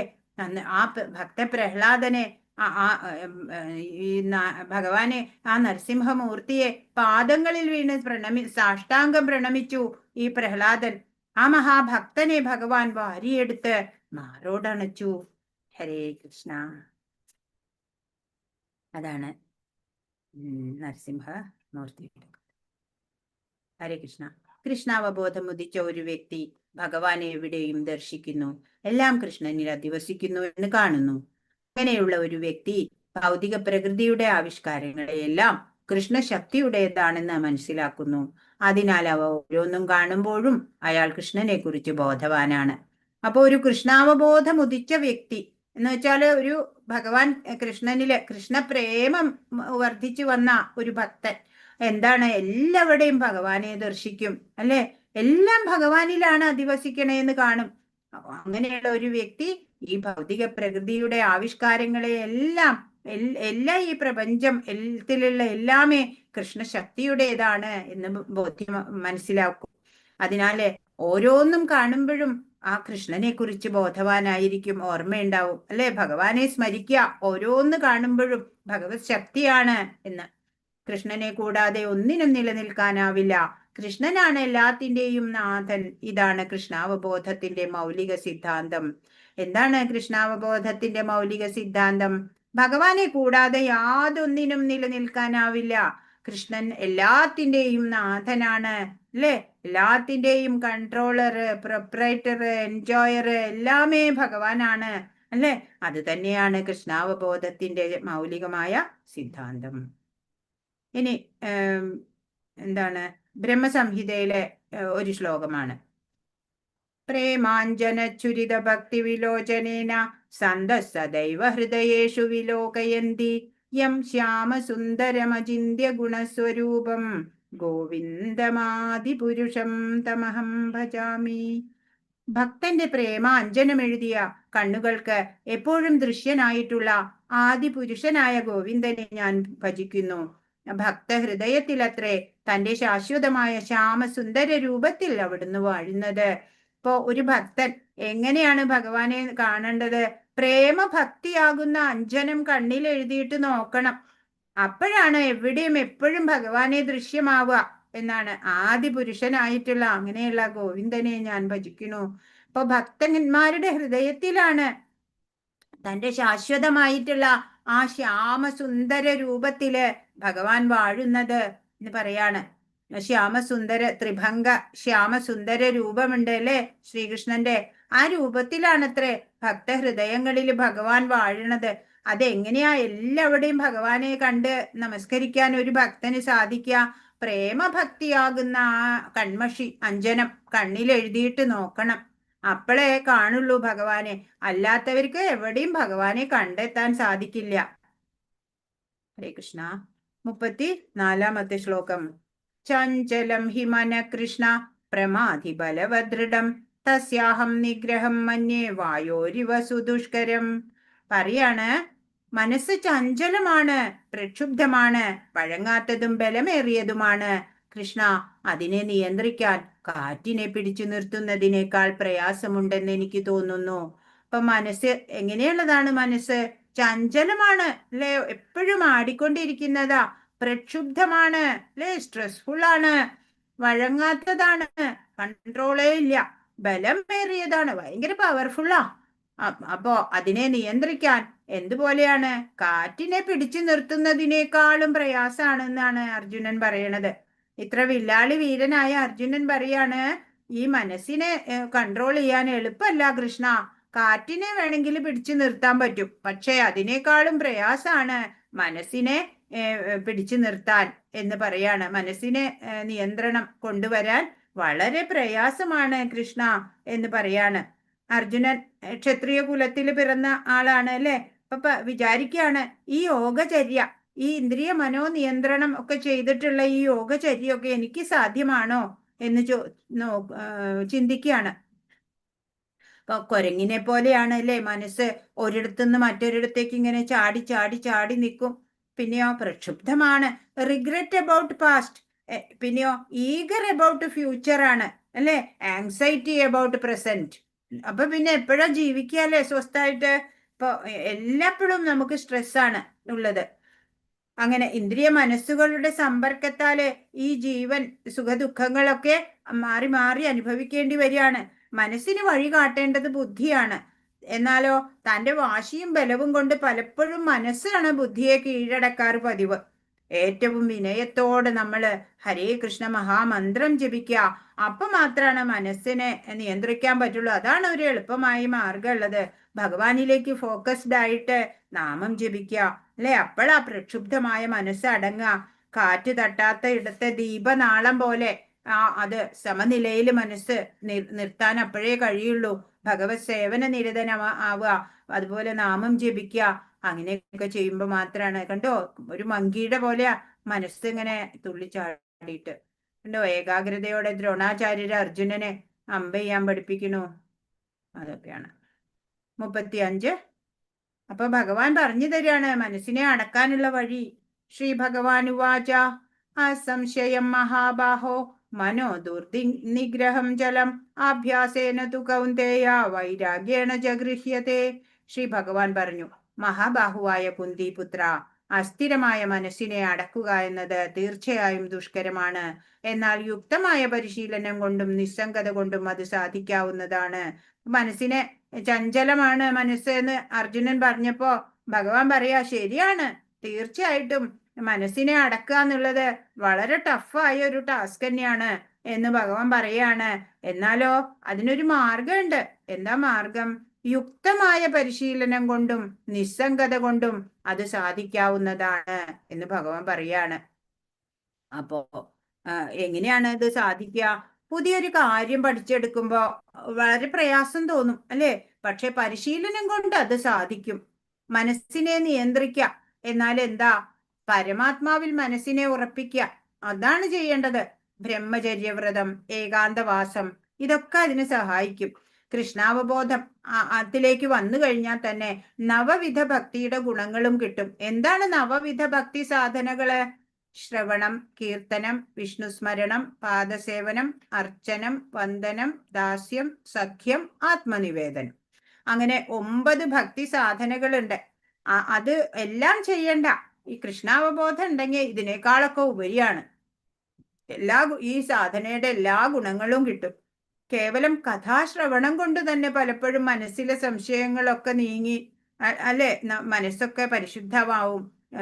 അതുപോലെ മനസ്സൊക്കെ സ്ഥിരമാവും. സ്ഥിരചിത്തരായവർക്കാണ് ഭഗവാനില് ഏകാഗ്രത ഉണ്ടാവുള്ളൂ, അനന്യമായിട്ടുള്ള ചിന്ത വരുള്ളൂ. ഹരേ കൃഷ്ണ മഹാമന്ത്രം ജപിക്കുക, ABCD ഫോർമുല ഫോളോ ചെയ്യുക, 4 റെഗുലേറ്റീവ് പ്രിൻസിപ്പിൾസ് ഫോളോ ചെയ്യുക. അത് ധർമ്മത്തിന്റെ 4 തൂണുകളാണ് ആ 4 റെഗുലേറ്റീവ് പ്രിൻസിപ്പിൾസ് എന്ന് പറയണത്. എന്താണ്? സത്യം, ദാനം, തപസ്, ശൗചം, അങ്ങനെയൊക്കെയുള്ള ആ ധർമ്മത്തിന്റെ തൂണുകളായിട്ടുള്ള ആ റെഗുലേറ്റീവ് പ്രിൻസിപ്പിൾസ് ഒക്കെ ഫോളോ ചെയ്ത് ജീവിക്കുക. അപ്പൊ നമുക്ക് മനസ്സിനെയൊക്കെ നിയന്ത്രിക്കാൻ സാധിക്കും എന്നാണ് ഭഗവാൻ പറഞ്ഞു തരുന്നത്. ഹരേ കൃഷ്ണ. 41-ാമത്തെ ശ്ലോകം. പ്രാപ്യ പുണ്യകൃതാം ലോകാനുഷിത്വാ ശാശ്വതി സമ ശുചീനാം ശ്രീമതാം ഗേഹേ യോഗഭ്രഷ്ടോഭിജായത്തെ. അങ്ങനെ യോഗത്തിൽ പരാജിതനാകുന്നയാൾ പുണ്യം ചെയ്തവർക്കായുള്ള ഉപരിലോകങ്ങളിൽ ആനന്ദം അനുഭവിച്ചുകൊണ്ട് അസംഖ്യം സംവത്സരങ്ങൾ വാണതിനു ശേഷം നീതിനിഷ്ഠയുള്ള പുണ്യാത്മാക്കളുടെയോ ധനികരുടെയോ കുടുംബങ്ങളിൽ വീണ്ടും പിറക്കുന്നു. അപ്പോ അഷ്ടാംഗ യോഗയെ പറ്റിയിട്ടാണ് നമ്മളിപ്പോ പറഞ്ഞുകൊണ്ടിരിക്കണേ അല്ലേ ഈ അധ്യായത്തില്. അഷ്ടാംഗ യോഗ പരിശീലനം കുറച്ചൊരു ടഫായ ഒരു മാർഗമാണ്, കുറെ സമയം എടുക്കുന്ന കാര്യമാണ്. പരിശീലനമൊക്കെ നല്ല രീതിയിൽ ചെയ്യണം. ഇനിയിപ്പോ നമ്മൾ അഷ്ടാംഗ യോഗയും ഒക്കെ പരിശീലിക്കാൻ തുടങ്ങി, എന്നാൽ അതിൽ മുഴുമിപ്പിക്കാൻ പറ്റിയില്ല, പരാജിതനായി. അങ്ങനെ യോഗത്തിൽ പരാജിതനായി എന്ന് വിചാരിക്കുക. എന്നാലും നമ്മൾ വിഷമിക്കേണ്ട ആവശ്യമില്ല. അപ്പോഴും കുറച്ച് ചെയ്തിട്ടുണ്ടല്ലോ നമ്മള്. അപ്പോ അങ്ങനെ ചെയ്യുമ്പോ പുണ്യം ചെയ്തവർക്കായുള്ള ഉപരിലോകങ്ങളിൽ നമുക്ക് ആനന്ദം അനുഭവിച്ചുകൊണ്ട് അസംഖ്യം സംവത്സരങ്ങൾ വാഴാൻ പറ്റും. അപ്പോ പുണ്യമുള്ള അനുസരിച്ച് സ്വർഗാദി ലോകങ്ങളിലൊക്കെ നമുക്ക് വസിക്കാം. അതിനുശേഷോ നീതിനിഷ്ഠയുള്ള പുണ്യാത്മാക്കളുടെയോ ധനികരുടെയോ കുടുംബങ്ങളില് വീണ്ടും പിറക്കാനുമുള്ള അവസരം ഭഗവാൻ തരികയാണ് ചെയ്യുക. അങ്ങനെ പിറന്നാൽ എന്താ മെച്ചം? ഇപ്പൊ നമ്മൾ ചെയ്തില്ലേ, ആത്മീയമായിട്ട് കുറച്ച് കാര്യങ്ങൾ നമ്മൾ ചെയ്തു, അതിന്റെ തുടർച്ചയായിട്ട് നമുക്ക് അടുത്ത ജന്മത്തില് ചെയ്ത് നമുക്ക് പരിപൂർണത നേടാൻ പറ്റും. അതാണ് ഇവിടെ അതുകൊണ്ടുള്ള മെച്ചം. അപ്പൊ കൃഷ്ണാവബോധത്തിന്റെ പരിപൂർണത, അതാണ് യോഗാനുഷ്ഠാനത്തിന്റെയൊക്കെ ഉദ്ദേശം. ഈ യത്നത്തില് വിജയിക്കാത്തവർക്കും ഭഗവത് കരുണ കൊണ്ട് പിന്നീട് അവസരം ലഭിക്കും എന്നാണ് ഭഗവാൻ പറയണത്. ചാൻസ് കൊടുക്കും ഭഗവാൻ. അവര് വൈഷ്ണവ കുടുംബങ്ങളിലൊക്കെ ജനിക്കും. അപ്പൊ പൂർവജന്മം ചെയ്ത ഭക്തി അവർക്ക് തുടർന്ന് ചെയ്യാനും സാധിക്കും. ഇപ്പൊ ആധ്യാത്മിക ക്രെഡിറ്റ് അങ്ങനെയാ, അത് ഒരിക്കലും നഷ്ടപ്പെട്ടു പോവില്ല. ഇപ്പൊ മെറ്റീരിയൽ നോളജ് ഒക്കെ എങ്ങനെയാ?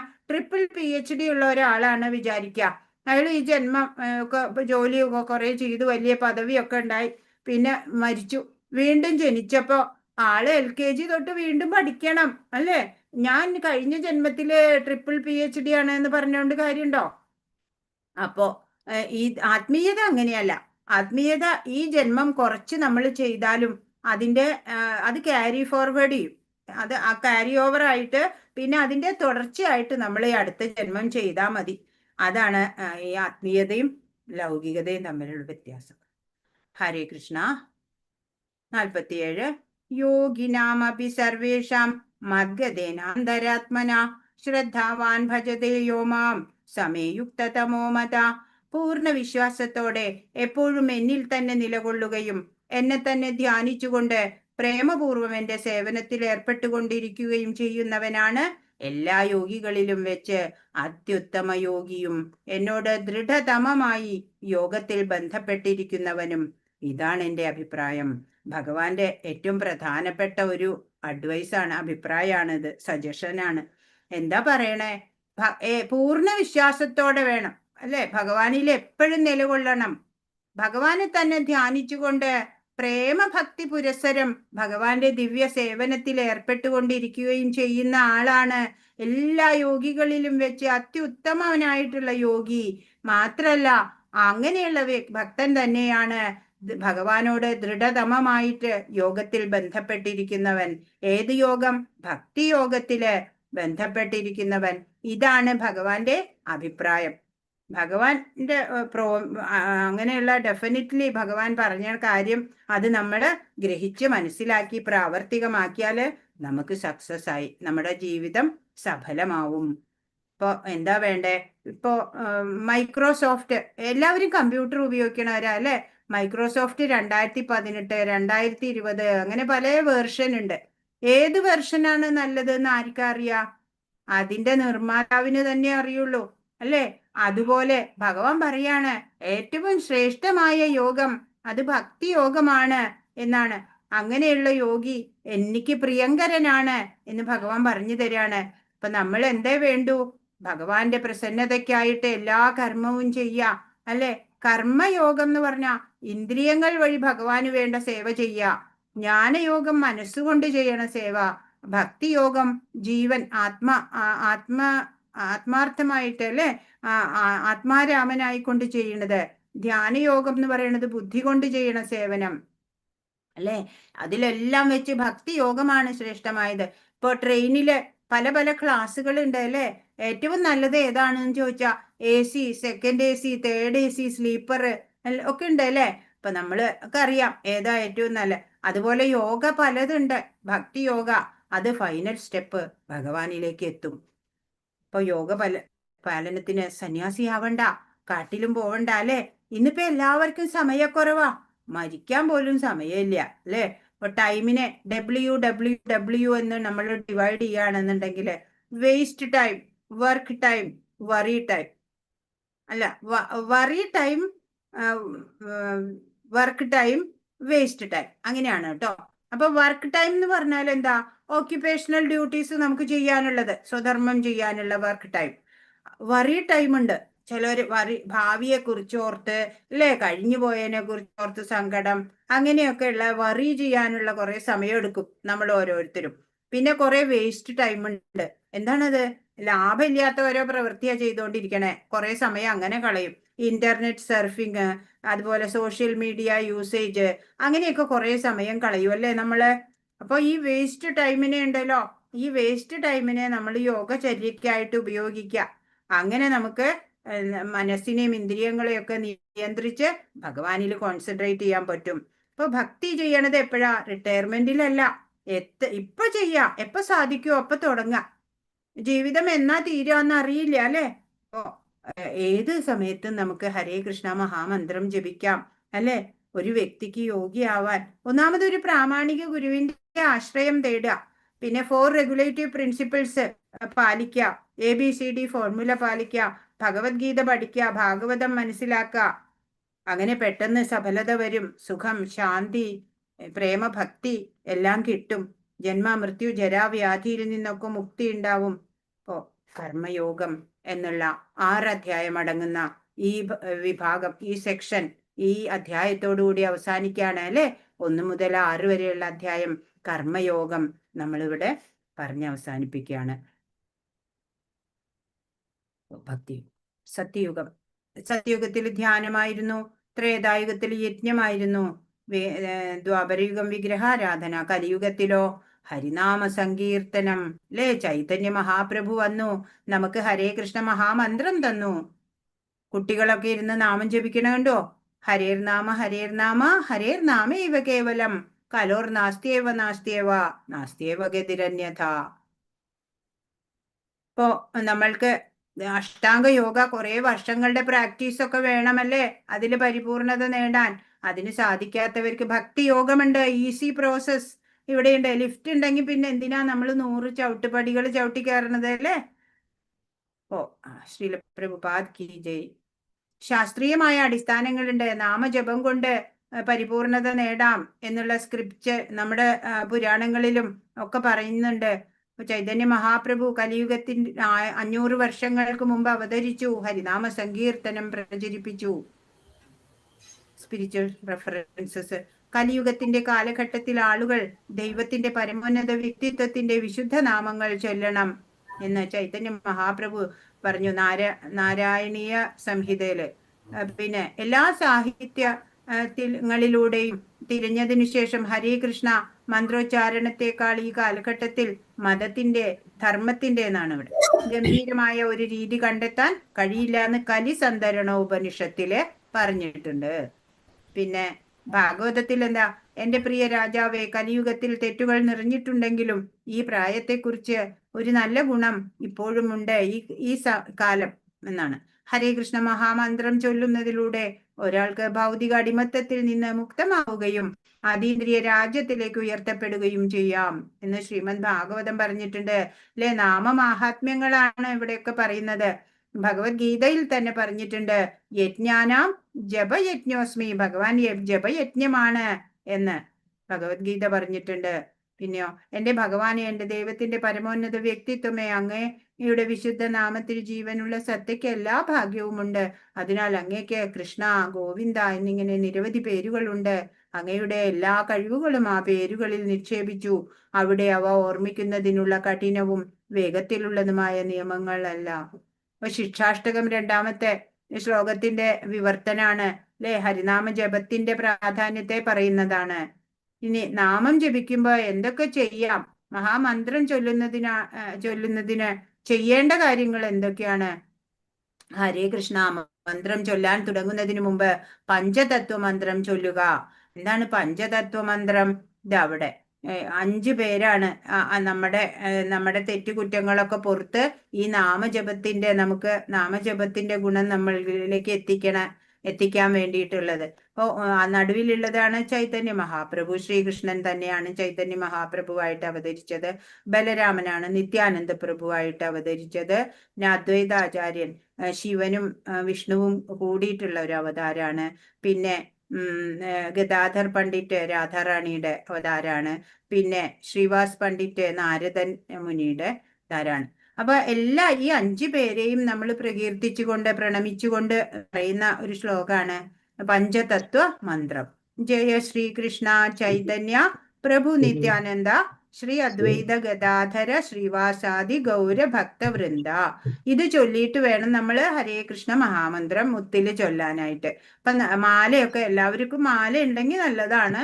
ഇല്ലെങ്കിലും എങ്ങനെയെങ്കിലും ഒരു 108 തവണ ദിവസം ചൊല്ലാൻ ശ്രമിക്കുക. മഹാമന്ത്രം ചൊല്ലുന്നതിനായിട്ട് എന്താ ചെയ്യേണ്ടത്? മന്ത്രം ശ്രവിക്കുക, മന്ത്രം കേൾക്കാൻ ഉച്ചത്തിൽ, സ്വന്തം കേൾവിക്ക് ഭാഗമാവുന്ന അത്രയെങ്കിലും ശബ്ദത്തിൽ നമ്മൾ നാമം ജപിക്കണം. ഓരോ പേരും വ്യക്തമായി ഹരേ കൃഷ്ണ രാമ എന്ന് ഉച്ചരിക്കുക. ചിലര് പെട്ടെന്ന് കഴിയാൻ വേണ്ടിട്ട് ഹരേ കൃഷ്ണ ഹരേ കൃഷ്ണ കൃഷ്ണ കൃഷ്ണ അങ്ങനെയൊക്കെ ചൊല്ലും അല്ലെ. അങ്ങനെ പാടില്ല. ഒക്കെ വ്യക്തത ഉണ്ടാവണം. ഓരോ വാക്ക് ഉച്ചരിക്കുമ്പോഴും ഹരേ കൃഷ്ണ കൃഷ്ണ കൃഷ്ണ ഹരേ ഹരേ ഹരേ രാമ രാമ രാമ ഹരേ ഹരേ എന്ന് 16 വാക്കുകളും വളരെ വ്യക്തതയോടെ ചൊല്ലേണ്ടതാണ്. ആദരവോടെ ഭക്തിയോടെ മന്ത്രിക്കുക. നിങ്ങൾക്ക് ഏതു സ്ഥലത്തും ജപം ചെയ്യാം. ഇരിക്കുകയോ നടക്കുകയോ ഏത് ദിശയിലും അഭിമുഖീകരിച്ച് നിങ്ങൾക്ക് ജപം ചെയ്യാൻ കഴിയും. ഇന്ന പോലെ നിയമമൊന്നുമില്ല. ഏത് ഡയറക്ഷനിൽ ഇരിക്കാം, നടക്കുക ഇരിക്കുക ഒക്കെ ചെയ്തിട്ട് ചൊല്ലാം.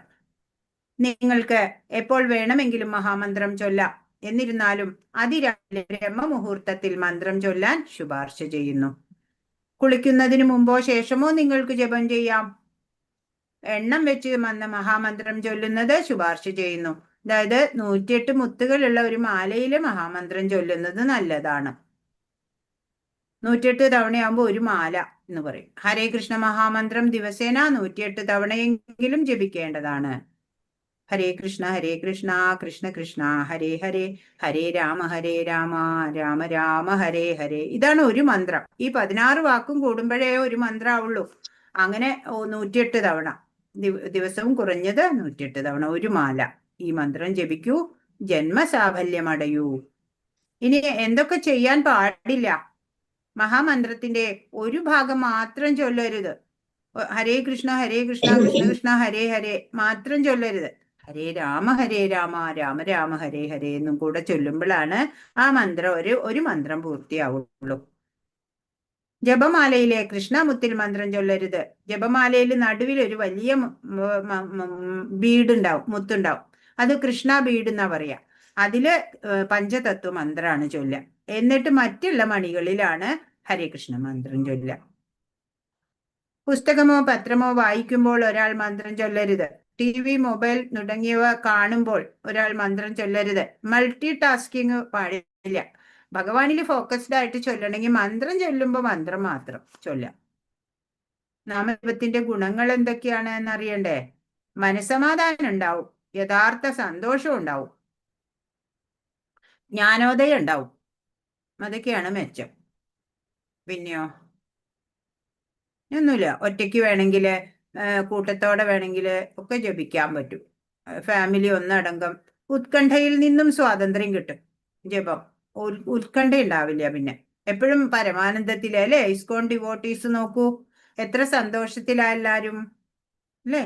ഹരേ കൃഷ്ണ കൃഷ്ണ കൃഷ്ണ ഹരേ ഹരേ ഹരേ രാമ രാമ രാമ ഹരേ ഹരേ. വാഞ്ചാകൽപതരുഭ്യശ്ച കൃപാസിന്ധുഭ്യൈവ ച പതിതാനാം പാവനേഭ്യോ വൈഷ്ണവേഭ്യോ നമോ നമഃ. അനന്തകോടി വൈഷ്ണവ വൃന്ദ കി ജയ്. ശ്രീല പ്രഭുപാദ് കി ജയ്. ഗുരു മഹാരാജ് കി ജയ്. ഹരേ കൃഷ്ണ. അപ്പോ ഇന്ന് പറഞ്ഞതിൽ എന്തെങ്കിലും സംശയം ഉണ്ടെങ്കിൽ ചോദിക്കൂ. മാതാജി 6:41 ഏതിനെ കുറിച്ചാണ് പറയുന്നത് ശ്ലോകം? ആദ്യത്തെ ചോദ്യം മുതൽ നോക്കൂ. ആദ്യത്തെ ചോദ്യം മുതൽ എല്ലാവർക്കും വേണ്ടിയിട്ട് ഒന്നാമത്തെ ചോദ്യം മുതൽ പറയും. അഷ്ടാംഗ യോഗയുടെ പടികൾ ഏതൊക്കെ? 8 പടികൾ ഏതെല്ലാം? ഏതൊക്കെയാ? യമം, നിയമം, നിയമം, ആസനം, പ്രാണായാമം, പ്രത്യാഹാരം, ധാരണ, ധ്യാനം, സമാധി. അതെ, എല്ലാരും നോട്ട് ചെയ്തില്ലേ? ആ ഇനി അടുത്തത് പറഞ്ഞോളൂ. ബദ്ധനായ ആത്മാവിന്റെ ഉറ്റമിത്രവും ശത്രുവും ആരാണ്? ആരാ? മനസ്സ്. നിയന്ത്രിത മനസ്സ് ബന്ധുവാണ് അല്ലെ, അല്ലാത്ത മനസ്സ് ശത്രുവാണ്. പിന്നെ അടുത്തത്, ആർക്കൊക്കെ യോഗിയാകാൻ കഴിയില്ലെന്നാണ് ഭഗവാൻ പറയുന്നത്? ആർക്കാ? വളരെ കുറച്ച് മാത്രം ഭക്ഷിക്കുന്നവർക്കും ഏറെ ഭക്ഷിക്കുന്നവർക്കും ഭക്ഷിക്കാത്തവർക്കും ഉറക്കമില്ലാത്തവർക്കും വേണ്ടതിലേറെ ഉറങ്ങുന്നവർക്കും യോഗിയാവാൻ പറ്റില്ല അല്ലേ? ജ്ഞാനം കൊണ്ടും സാക്ഷാത്കാരം കൊണ്ടും തികച്ചും അതില്ലേ, ഇത്രയും പറഞ്ഞാ മതിയോ? ജ്ഞാനം കൊണ്ടും സാക്ഷാത്കാരം കൊണ്ടും തികച്ചും സമൃദ്ധനായ സ്ഥിരതയില്ലാത്ത മനസ്സിനെ എങ്ങനെ കീഴടക്കാം? യുക്തമായ പരിശീലനം കൊണ്ടും നിസ്സംഗത കൊണ്ടും സ്ഥിരതയില്ലാത്ത മനസ്സിനെ കീഴടക്കാം. അതെ, പരിശീലനം കൊണ്ടും നിസ്സംഗത കൊണ്ടും. ശ്ലോകം 6:41 എന്തിനെ കുറിച്ചാണ് പറയുന്നത്? എന്തിനാ? പരാജിതനാകുന്നയാൾ പുണ്യം ചെയ്തവർക്കാകുന്ന ഉപരിലോകങ്ങളിൽ ആനന്ദം അനുഭവിച്ചുകൊണ്ട് അസംഖ്യം സംവത്സരങ്ങൾ വാണതിനു ശേഷം നീതിനിഷ്ഠയുള്ള പുണ്യാത്മാക്കളുടെയോ ധനികരുടെയോ കുടുംബങ്ങളിൽ വീണ്ടും പിറക്കുന്നു. അതെ, അപ്പൊ യോഗചര്യ അഭ്യസിച്ചു തുടങ്ങി അതിന്റെ പരിപൂർണതയിൽ എത്താൻ സാധിക്കാത്തവർക്ക് വീണ്ടും ഒരു അവസരം ഭഗവാൻ കൊടുക്കും. ഈ ജന്മത്തിലല്ല, അടുത്ത ജന്മം. അങ്ങനെയുള്ള ഒരു നല്ല കുടുംബത്തിലെ, വൈഷ്ണവ കുടുംബത്തിലെ ഭക്തരുടെ ഇടയിൽ ജനിക്കാൻ സാധിക്കും. അപ്പൊ ആരംഭം മുതൽ തന്നെ ഭക്തി ചെയ്യാനും അങ്ങനെ പരിപൂർണതയിലേക്ക് വരാനും ഉള്ള അവസരം ഭഗവാൻ തന്നെ കൊടുക്കും. മാതാജി, സ്ഥിരതയില്ലാത്ത മനസ്സിന് എങ്ങനെ കീഴടക്കാമെന്ന് ഒന്നുകൂടി പറഞ്ഞുതരാമോ? അഭ്യാസേന തു കൗന്ദേയ വൈരാഗ്യേണ എന്നാണ് ഭഗവാൻ പറഞ്ഞത്. അഭ്യാസം, ട്രെയിനിങ് കൊടുക്കുക. എന്താ ട്രെയിനിങ്? നാമജപം. അങ്ങനെ അഭ്യാസം കൊണ്ടും വൈരാഗ്യം കൊണ്ടും മനസ്സിനെ നിയന്ത്രണത്തിൽ കൊണ്ടുവരാം. 35. യോഗികളിൽ വെച്ച് ഉത്തമനായ യോഗി ആരാണെന്നാണ് ഭഗവാന്റെ അഭിപ്രായം? ആരാ? പരിപൂർണ വിശ്വാസത്തോടെ എന്നിൽ തന്നെ നിലകൊള്ളുകയും എന്നെ തന്നെ ധ്യാനിച്ചുകൊണ്ട് പ്രേമപൂർവ്വം എന്റെ ദിവ്യ സേവനത്തിൽ ഏർപ്പെട്ടുകൊണ്ടിരിക്കുകയും ചെയ്യുന്നവനാണ് എല്ലാ യോഗികളിലും വെച്ച് അത്യുത്തമ യോഗി. അതെ, എല്ലാവരും നോട്ട് ചെയ്തോ? പഞ്ചതത്വ മഹാമന്ത്രം. പിന്നത്തെ പഞ്ചതത്വ മഹാമന്ത്രം എന്താണ്? ശ്രീകൃഷ്ണ ചൈതന്യം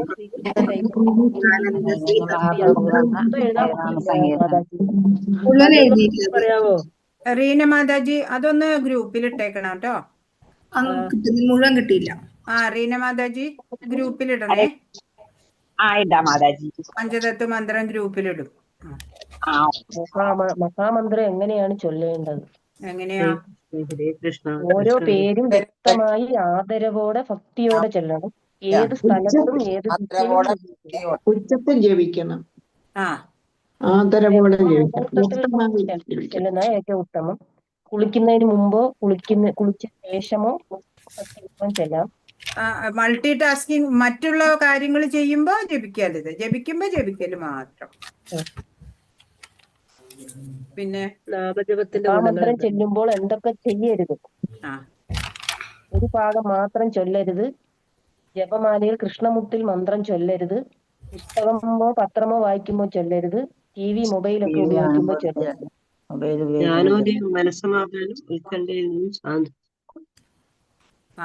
പിന്നെ നാമജപത്തിന്റെ ഗുണങ്ങള് അല്ലേ? മനസ്സമാധാനം, യഥാർത്ഥ സന്തോഷം, ജ്ഞാനോദയം, ഉത്കണ്ഠയിൽ നിന്ന് സ്വാതന്ത്ര്യം. അതെ. ഇനി എന്തെങ്കിലും ഉണ്ടോ? 9 ഭക്തി സാധനങ്ങൾ പറയാമോ? ശ്രവണം, പാദസേവനം, അർച്ചനം, വന്ദനം, ദാസ്യം, ഓർഡർ മെല്ലെ പറഞ്ഞു കൊടുക്കൂ. ഓർഡറിൽ പറയോ? ശ്രവണം, കീർത്തനം, വിഷ്ണു സ്മരണം, പാദസേവനം. മാതാജി ഒന്നുകൂടി കീർത്തനം എല്ലാരും പറയുമ്പോ കേൾക്കുന്നില്ല.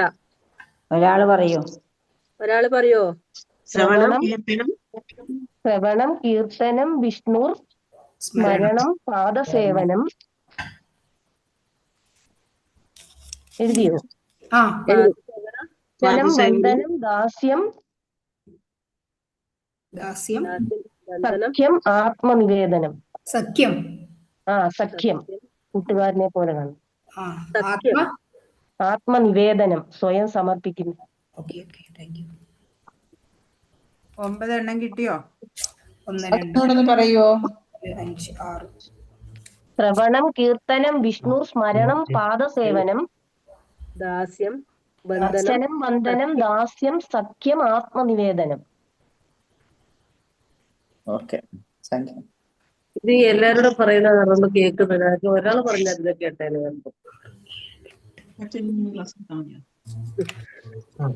രാജശ്രീ മാതാജി പറയൂ. ശ്രവണം, കീർത്തനം, വിഷ്ണു സ്മരണം, പാദസേവനം, അർച്ചനം, വന്ദനം, സഖ്യം, ആത്മനിവേദനം. ദാസ്യം, അർച്ചനം, വന്ദനം, ദാസ്യം, സഖ്യം, ആത്മനിവേദനം. എല്ലാവർക്കും കിട്ടിയോ? കിട്ടി. മാതാജി ആദ്യം പറഞ്ഞില്ലേ ഗീതയുടെ അധ്യായം പാരായണം ചെയ്യുന്ന മർത്യന്റെ ആ ഫസ്റ്റ് പറഞ്ഞില്ലേ? 32 തരത്തിലുള്ള പാപങ്ങളൊക്കെ അപരാധങ്ങളൊക്കെ പൊറുക്കും ഭഗവാൻ ഒരു അധ്യായം കൊണ്ട് കേട്ടോ. അപ്പൊ ഈ 18 അധ്യായം വായിച്ചാലത്തെ സ്ഥിതി എന്താ അല്ലേ?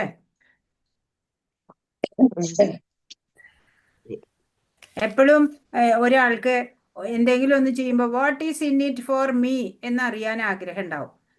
ഇത് ചെയ്താൽ എനിക്ക് എന്താ കിട്ടുക എന്ന് ആദ്യം അറിയേണ്ടി വരും അല്ലേ? അങ്ങനെ ഉത്സുകരാണ് ഓരോ വ്യക്തിയും. അത് കാരണമാണ് ഈ മാഹാത്മ്യങ്ങള് എല്ലാ പുരാണങ്ങളും എല്ലാ തുടങ്ങുമ്പോൾ മാഹാത്മ്യം പറയും. ഗീത പഠിക്കുമ്പോൾ നമ്മൾ ഗീതാ മാഹാത്മ്യം, ഈ ഗീത പഠിച്ച എനിക്ക് എന്ത് മെച്ചുണ്ട് എന്ന് ആദ്യം അറിയണം അല്ലേ? അതാ പറഞ്ഞു തരണേ. അതിലേക്ക് നമ്മളെ എന്താ രുചി വരുത്താൻ വേണ്ടിയിട്ട് അതിന്റെ മാഹാത്മ്യം ഉള്ളത് തന്നെയാട്ടോ, ഇല്ലാത്തൊന്നല്ല പറയണേ.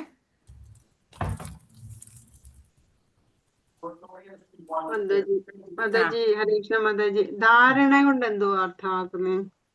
ധാരണയാ, കോൺസെൻട്രേഷൻ. അത് ഇതെന്താ പറയാ, ഏകാഗ്രത എന്നൊക്കെ പറയില്ലേ?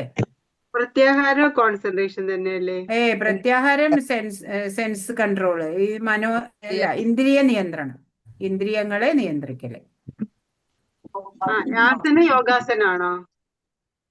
ആസന ഈ ഇരിക്കണ പൊസിഷൻ ഉണ്ടല്ലോ, സീറ്റിംഗ് സുഖാസനം. അതന്നെ. 8 പടികളെ കുറിച്ച് ഒന്നുകൂടെ പറയാവോ? ആരെങ്കിലും ഒന്ന് പറഞ്ഞു കൊടുക്കൂ. നിയമം, പ്രാണായാമം, പ്രത്യാഹാരം, ധാരണ, ധ്യാനം, യമം കഴിഞ്ഞാൽ എന്താ? നിയമം, ആസന, പ്രണായാമം, പിന്നെ പ്രത്യാഹാരം, ധാരണ, ധ്യാനം, സമാധി. Thank you. ഈ ശ്രവണ കീർത്തനം വിഷ്ണു സ്മരണ ചോദ്യം എന്തായിരുന്നു? നവധാ ഭക്തി സാധനകൾ ഏതൊക്കെയാണെന്ന് ചോദ്യം വരികയാണെങ്കിൽ അത് എഴുതിയാൽ മതി. നവവിധ ഭക്തി സാധനകൾ ഏതൊക്കെയാണ് എന്ന് ചോദിക്കുമ്പോൾ അത് മനസ്സിലാക്കിയിരുന്നാ മതി. പിന്നെ നിങ്ങൾക്കൊക്കെ ഇപ്പോ ഈ ശ്ലോകം നന്നായിട്ട് ചൊല്ലാൻ പഠിക്കണം എന്ന് ആഗ്രഹമുള്ളവരാണെന്നുണ്ടെങ്കിൽ അതിന് പ്രത്യേക ഗ്രൂപ്പ് ഉണ്ട് നമ്മളുടെ, അതിൽ ജോയിൻ ചെയ്യാം നിങ്ങൾക്ക്. അപ്പൊ അവിടെ ശ്ലോകം ചൊല്ലാൻ പഠിപ്പിക്കും. 5 ശ്ലോകങ്ങൾ ഒരു മാതാജി ചൊല്ലിയിട്ട് ഇടും. അത് നിങ്ങൾക്ക് കേട്ട് പഠിച്ച് നിങ്ങൾക്ക് അതുപോലെ അതിൽ ചൊല്ലിയിട്ട് അതിൽ കൊടുത്തു കഴിഞ്ഞാൽ അതിൽ എന്തെങ്കിലും കറക്ഷൻസ് ഉണ്ടെങ്കിൽ പറഞ്ഞു തരും. അപ്പോ അങ്ങനെ പഠിക്കുന്നത് കൊണ്ട് നിങ്ങൾക്ക് അടുത്ത ലെവൽ 2 ആവുമ്പോൾ ഏകാദശിയുടെ ദിവസം ഇവിടെ 700 ശ്ലോകവും പാരായണം ഉണ്ട്. അപ്പോഴതില് നിങ്ങൾക്ക് ഓരോ അധ്യായമോ അല്ലെങ്കിൽ കുറച്ച് അധ്യായത്തിന്റെ ഒരു പകുതി ഭാഗമോ എന്തെങ്കിലുമൊക്കെ നിങ്ങൾക്ക് ഒപ്പം പാരായണം ചെയ്യാം. ഗ്രൂപ്പിന്റെ ലിങ്ക് നമ്മളെ ഗ്രൂപ്പിൽ ഉണ്ടാവും. മാതാജി, റീന മാതാജി അതൊന്നും കൂടെ ഇടൂ കേട്ടോ.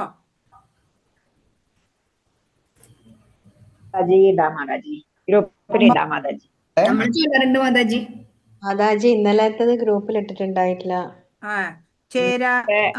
ഇന്നലത്തെ ഉണ്ടല്ലോ. ഇന്നലത്തെ എന്താ ഉണ്ടായി അറിയോ? ഇന്നലത്തെ ലൈവ് ഇട്ടത് ശരിയായില്ല. നമ്മളുടെ കുറ്റം കൊണ്ടല്ല, അത് അവിടുത്തെ ടെമ്പിളിലത്തെ എന്തോ വെബ്സൈറ്റിന്റെ കുറ്റം കാരണത്താല്, എന്തോ പ്രശ്നത്താല് അത് കിട്ടാഞ്ഞതാ. ഞാൻ ഇനിയിപ്പോ അത് വേണം നിർബന്ധമാണെങ്കിൽ ഞാൻ എന്റെ മുൻപത്തെ ബാച്ചിന്റെ ക്ലാസ് വേണമെങ്കിൽ ഇട്ടുതരാം. അതേ ഇപ്പൊ നിവൃത്തിയുള്ളൂ. മാതാജി ധ്യാനവും സമാധിയും തമ്മിൽ എന്താ വ്യത്യാസം എന്ന് മനസ്സിലായില്ല.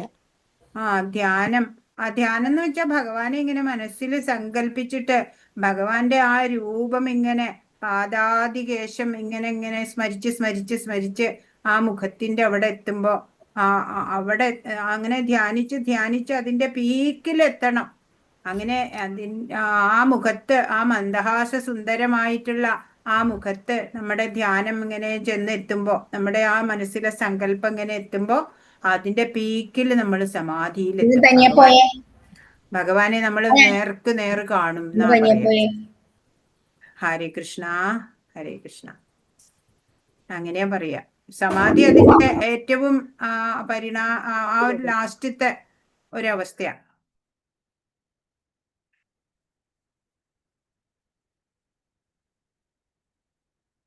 ആ ഒരു സമാധിയിലാണ് ഈ യോഗ, അഷ്ടാംഗ യോഗ പരിണമിക്കുക. സമാധിയില് ധ്യാനത്തിന്റെ ഏറ്റവും മൂർധന്യാവസ്ഥ സമാധി എന്നാണോ? അങ്ങനെ വേണമെങ്കിൽ പറയാം. ധ്യാനിച്ചിട്ടാണ് സമാധിയിലേക്ക് പോവുക. ആ ഭഗവാന്റെ രൂപം ഇങ്ങനെ ധ്യാനിച്ച് അങ്ങനെ നമ്മള് സമാധിസ്ഥരാവും. അപ്പൊ ഭഗവാനെ അൾട്ടിമേറ്റ് ആയിട്ടുള്ള ഭഗവാനെ അത് അങ്ങനെ നമ്മളെ ഫേസ് ടു ഫേസ് കാണുന്നാ പറയണേ യോഗീശ്വരന്മാരൊക്കെ. നമ്മളൊന്നും അത്രയ്ക്കൊന്നും ലെവലായിട്ടില്ല.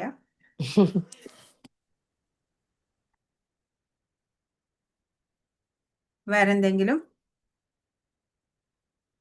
ഹരേ കൃഷ്ണ. എല്ലാവർക്കും പ്രണാമം. ഹരേ കൃഷ്ണ. എല്ലാവർക്കും